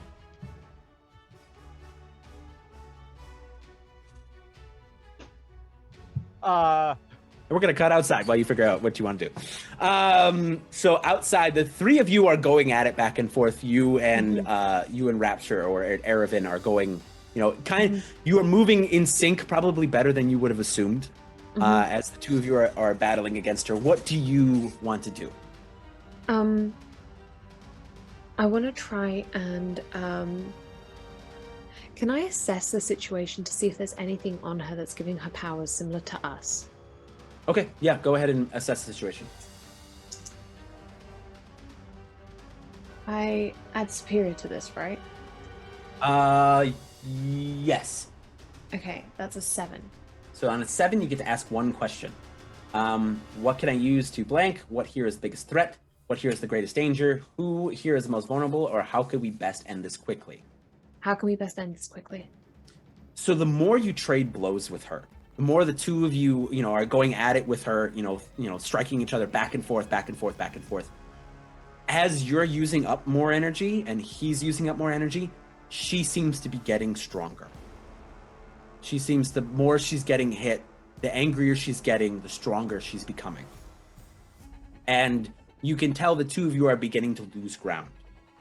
So the best way you can end it quickly is either through one decisive move to try to knock her out, or to remove her from the situation somehow.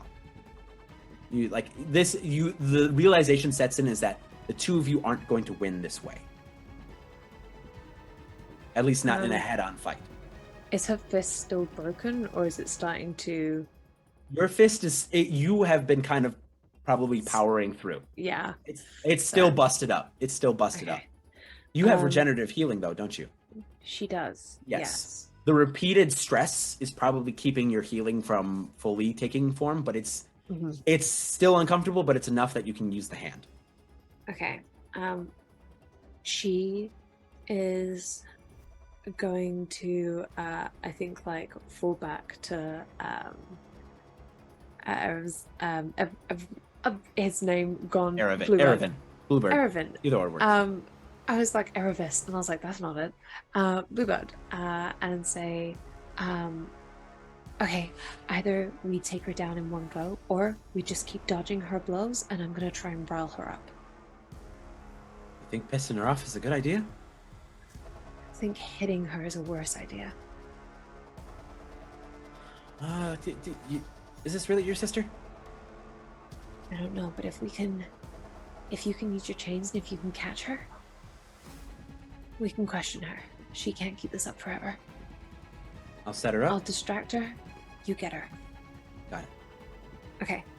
And you see, like, the chains begin to kind of whip down around him as more and more kind of pour out from around him. There seems to be like almost like 36 chains now, different, like basically growing from him. And he is going to unleash his powers to try to capture her as he throws his chains towards her. So he basically, you see this whirlwind of chains go around her, and she begins to, same thing that happened to you in the training exercise, where you're dodging some, but right where they go to dodge, there's 4 more. As you see, they begin to wrap around her, tying her tight, and pull it tight around her, and she is now bound. Okay, cool. I think as soon as she's bound, Lilac is gonna help by, I think, like grabbing some of the chains and using her own strength to like squeeze them even tighter, like physically. And then she's gonna be like, "It's time for you to calm down." Okay. I'm gonna roll for her to unleash her powers and see what happens. Oh boy. As she's like thrashing and angry, and you see lightning is kind of crackling from the chains. And you see Aravin's kind of struggling as the lightning is traveling down the chains to him. Okay.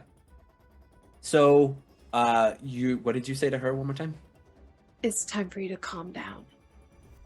And she goes, absolutely not. And this explosion occurs from her as she releases this maelstrom of lightning out, knocking the two of you against the wall.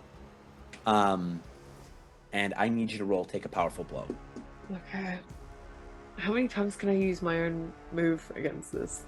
Can I think this wasn't something you were prepared for. This wasn't something you saw coming. I'll roll regularly, yeah. I want to roll low on this, right? Yes, you want to roll low. add my... Oh, but I've got 2 conditions now. Oh. I got a 12. Jesus. Okay.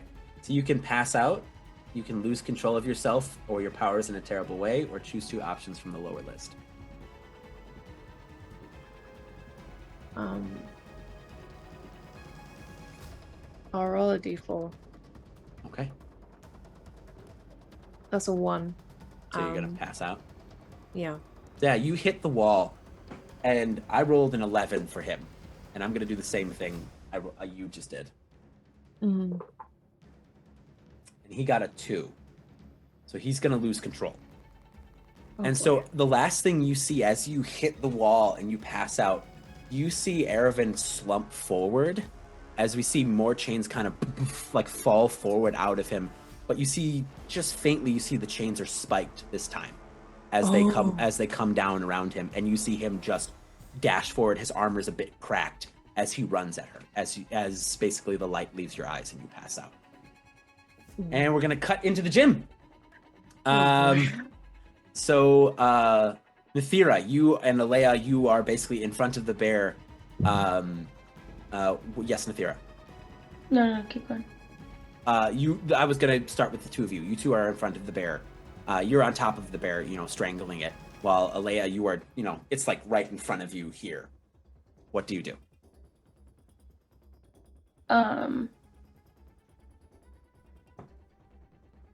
I really expected Rally to be going first. I can go to Rally if the 2 of you want some time to think. I can try and assist right now. I have the thing that I want to do, but you guys can do your thing. I'll jump to Rally first. Okay. Rally. Oh no. So Mabel falls forward into your arms. What do you do? What was the last thing she said to me? Am I a hero now, Rally? I think the shock, even though like things are weird between them, the shock of seeing somebody he deems as like a close friend he like de-transforms and just kind of drops to his knees and like holds her and just says, you didn't have to be anything more than what you are, which is you.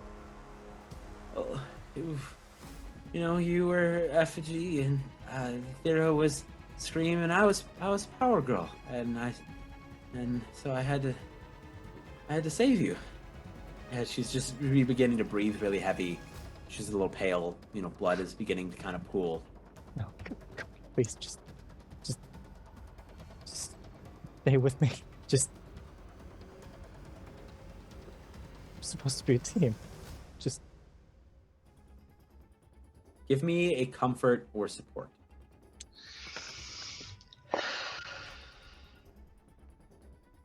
That's plus mundane, right? Yes. 13. So with a 13, as you're like, before when Nathira was hurt and you didn't have the training you have now, this bit of training you have now, your emotions took hold and it was unleashed in rage seeing someone you cared about in grave danger. And this time around, your form collapsed as you're holding Mabel in your arms, but you feel something in your hand, in your limp hand, as you remember Gilly's voice kind of crosses through your brain as he says, remember what you fight for. And in your hand, you see an egg that is unlike the others. It's golden. It's kind of glowing just ever so slightly. Do I know what this is? Chris, you have no idea what this is. So it's not on my doc. It's not on your list. Is she still alive? She's on her way out. If she doesn't get help soon. Kind of just like not paying any mind to the monsters in the sense of like, you're gonna fucking wait there while I do this. He's just gonna, I guess, take her over to somewhere she might be more comfortable. Just kind of lay her against the wall and say, just wait here for me. I'll be right back. Riley never leaves. As he stands up and faces down these two monsters, and he's just gonna go for it. So you slam this egg in, and it releases this kind of bright white explosion of light around you as it begins to swirl into these almost like, we see them look like feathers in a way as they begin to pull around you. And as the light begins to pull away these kind of white feathers falling to the ground, we see this golden armor underneath. It's a lot less grandiose than some of your other forms. It's a little bit more relaxed. And the visage, there really is no visage. It shows your face. It basically is this armor. It's as if, when Iron Man pulls back his helmet, you have this kind of like gold outline that joins at the chin and down into the armor. And you have this set of feathery golden wings behind you. And as it kind of settles, you hear your belt say effigy seraph. And you have this feeling that this form isn't meant to hurt. This form is meant to heal. I'm gonna try to do that then. Give me an unleash your powers, buddy. You got it. Which is plus three. That is freak. Yeah. Freak. Got it. I can do basic math. 7? So with the 7, you feel a great toll from this form as you begin to use it. But I want you to describe to me what it looks like when you heal Mabel.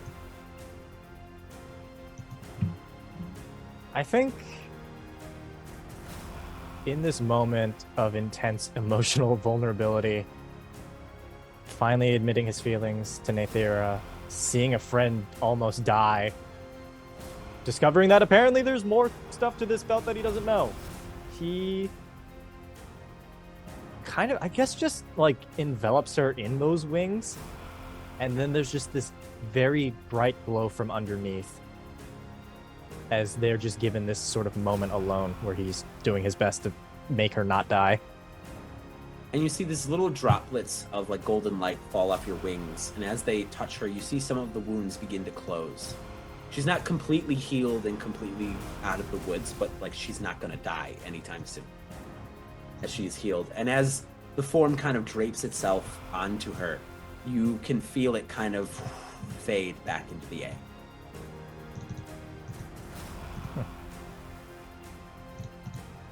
Could have used more armor, but that's nice too. All right, I'm going to jump over to our girls fighting the bear. What y'all got? Okay, I'll allow you to head first since you have a more active role than me in this right now. Currently choking out a bear. Currently choking the bear.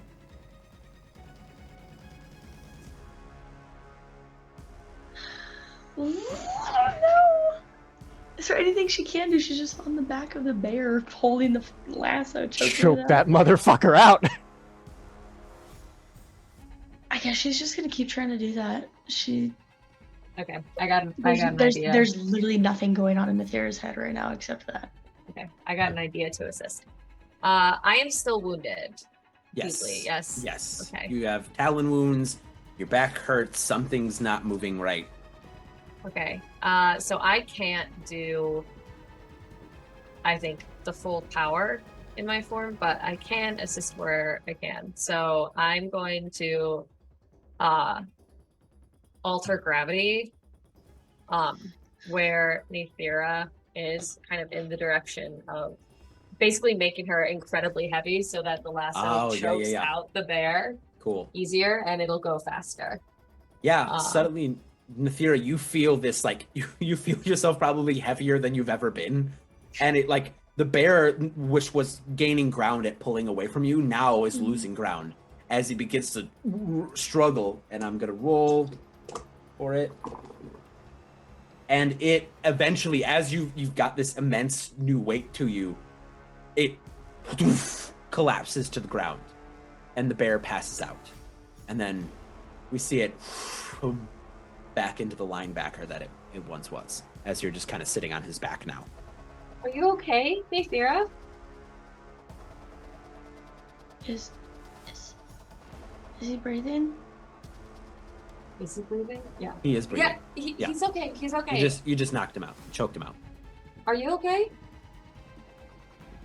Where are the other two? Where's the snake and the... So you see the snake are now, you see, like, Rally is standing in front of a Mabel that is up against the wall. And you see the snake and the deer are now kind of taking up positions on either side of Rally, as most of the students have, left the hall. You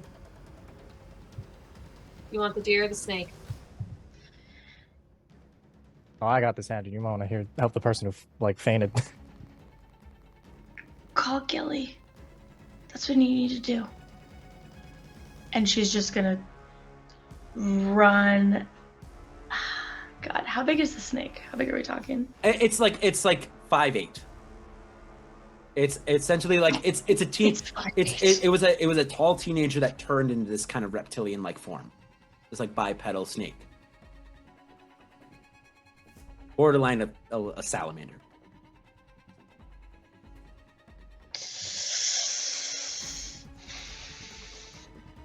She's going to start running towards the deer and evaporate again into shadow and do the same thing she tried to do to Red Armor last time.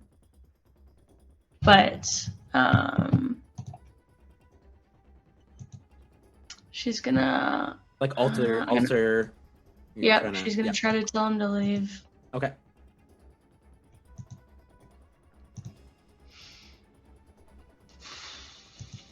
Trying to blind him and do that. Okay. Unleash your powers for me. This didn't work out very well last time. Okay, well, what do I add to that? You add freak. A 10. A 10. Okay, so that hits. Freak is my best one. Freak is my So- best one. You enter its mind. You blind it initially, and it kind of bucks. You enter its mind and begin to kind of warp and shift its train of thought. And as you do, you know, you're giving it commands, but you're also kind of seeing a little bit into its mind. And what you see is you see that student that, you know, is now the deer. You see him and the other 3 students for a moment. They were in the bathroom. And you see them basically pouring this white powder out of this packet. This kind of like almost like crystalline, like almost like it doesn't like it has a shimmer and a shine to it. And you see they're snorting it in the bathroom. And you see them all suddenly like all great and excited. But it was specifically the 4 students who changed. Who basically you see in this memory as you calm the deer down and it warps back into a person and collapses onto the ground, passed out.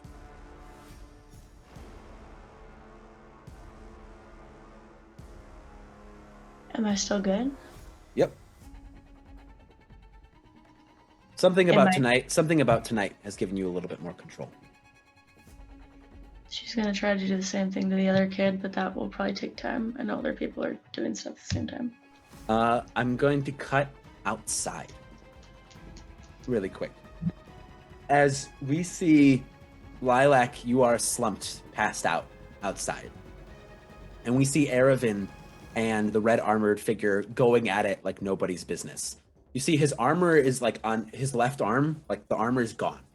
It's gone. And he's grabbing his like spiked chains. You see his hands are a little bit bloody as he's using them to basically like hurt her without, you know, his armor to help him. And the 2 of them are going back and forth and back and forth and back and forth. And you see he eventually gets it around her throat. And we see him just with like everything he's got as he glances over and he sees you for a moment, swings up and then brings her down face first into the ground by the throat. And standing over her, just kind of huffing. And as soon as he sees she's not moving anymore, he comes directly to you.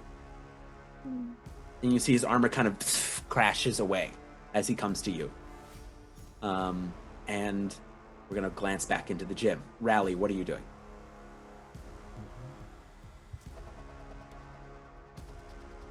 You're muted, buddy. Crying a little bit. Yeah,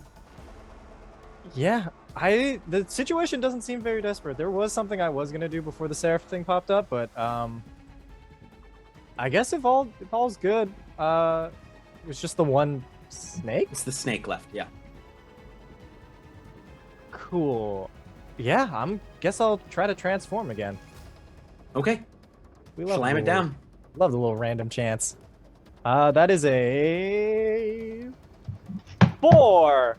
New form. Another 4. This is the last one, you guys. We made it through all 6 throughout the I think 6 episodes. Good stuff. You hear it scream undeath. Oh God. In this deep, malignant, shadowy voice, the word undeath. As he slams it into the belt, same booming voice. The announcement is fade and decay.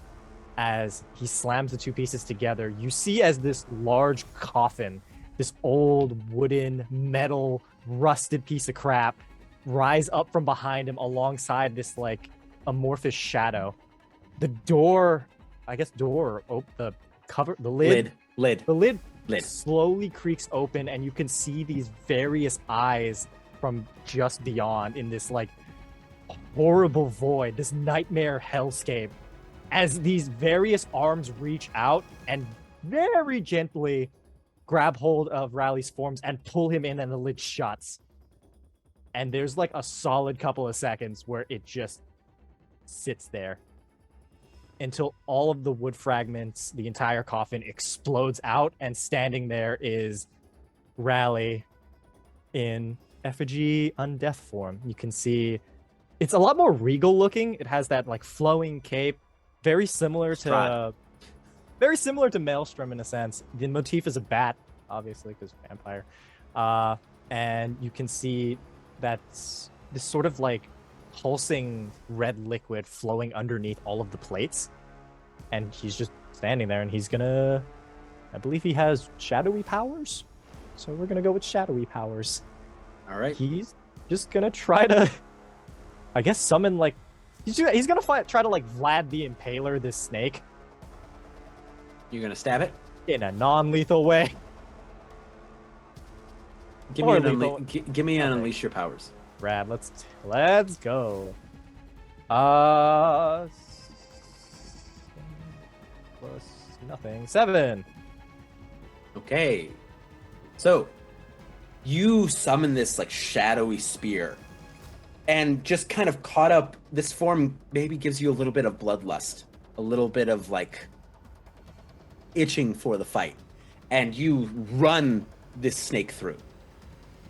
And it's through the side. It's not through it's not through its chest. It's not through its heart. It's not through its head. It's through its side. As also you're not so trained with a spear. As you see the snake form kind of fades away around it, and you see the student on the end of your spear. I think underneath the helmet, he's just gonna whisper to himself, I should feel bad, but I don't. As he takes the spear out and just pushes him over. And the student collapses to the ground.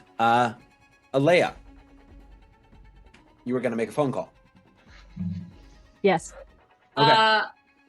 So as all of this is happening and Olea is kind of standing there, having been mostly useless in this fight thus far, she does what Nathira told her, which is call Gilly.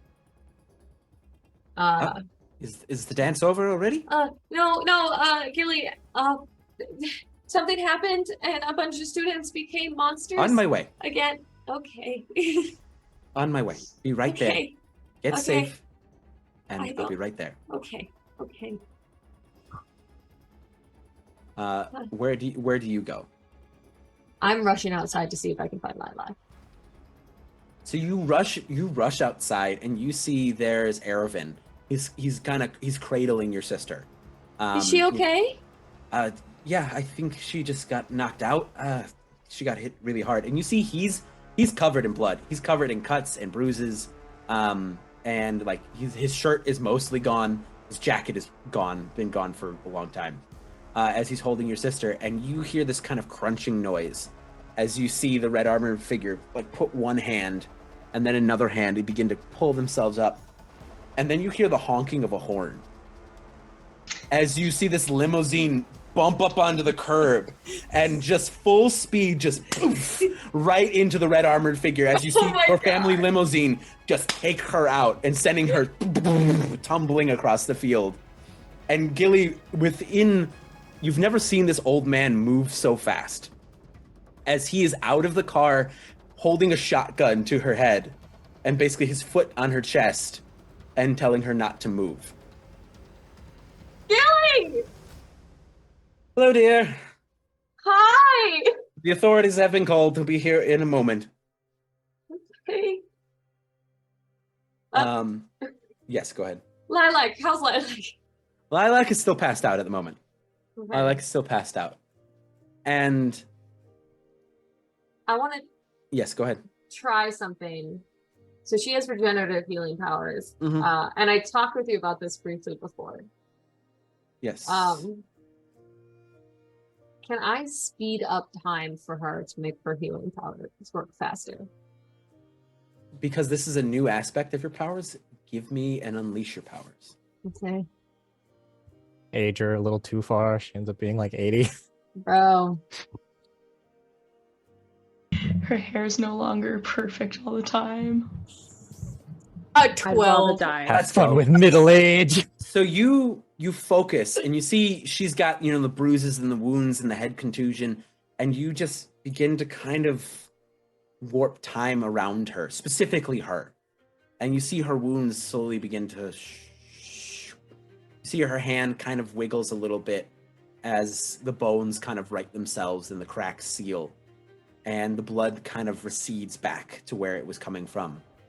And Lilac, you cough back to consciousness. Are you okay? No, I think. Wait, yes. I don't know. And Wait. Ervin goes, just take a second. Just take a second. No, that red bitch. Oh, I got her, and then your butler got her. And you see Gilly is just like holding her down. She's struggling, but Gilly is holding her in place. Oh, good. Gilly's here. Just relax. Just And breathe. We'll get you an ambulance and some water. She'll like relax into Ernest's arms, and I think kind of just reach out a hand for Olea and go, she has Dad. The red suited person? She threw his symbol at me, and I think she has Rook too. Oh. Who is she? I mean, we have her now, so Avon. we'll find her. It's Avon. Sister? I don't know what you know about her, but you best start getting some answers out of her. Okay, I'll try. I can do that for you. She's gonna grip your hand before you move away, and she's like, I don't want to lose another one. and the camera begins to pull back, and we see Nathira and Rally in the gym, with the collapsed student on the ground. Collapsed students, the student that has been stabbed in the side, the student that was slammed to the floor, the student that was choked out. They're all passed out. The gym is a mess. The band instruments are everywhere. There's, all the decorations have been torn down. Tables been flipped. Chairs been thrown. We pull back even farther, and we see the limo that is now dented in the front, from running into the villain, and we see Gilly standing over them. We see the three of you in the corner. We see, the authorities beginning to close in on the building. And we pass farther and farther up into the restricted section. One more time. But this time it's not so destitute like we've seen it.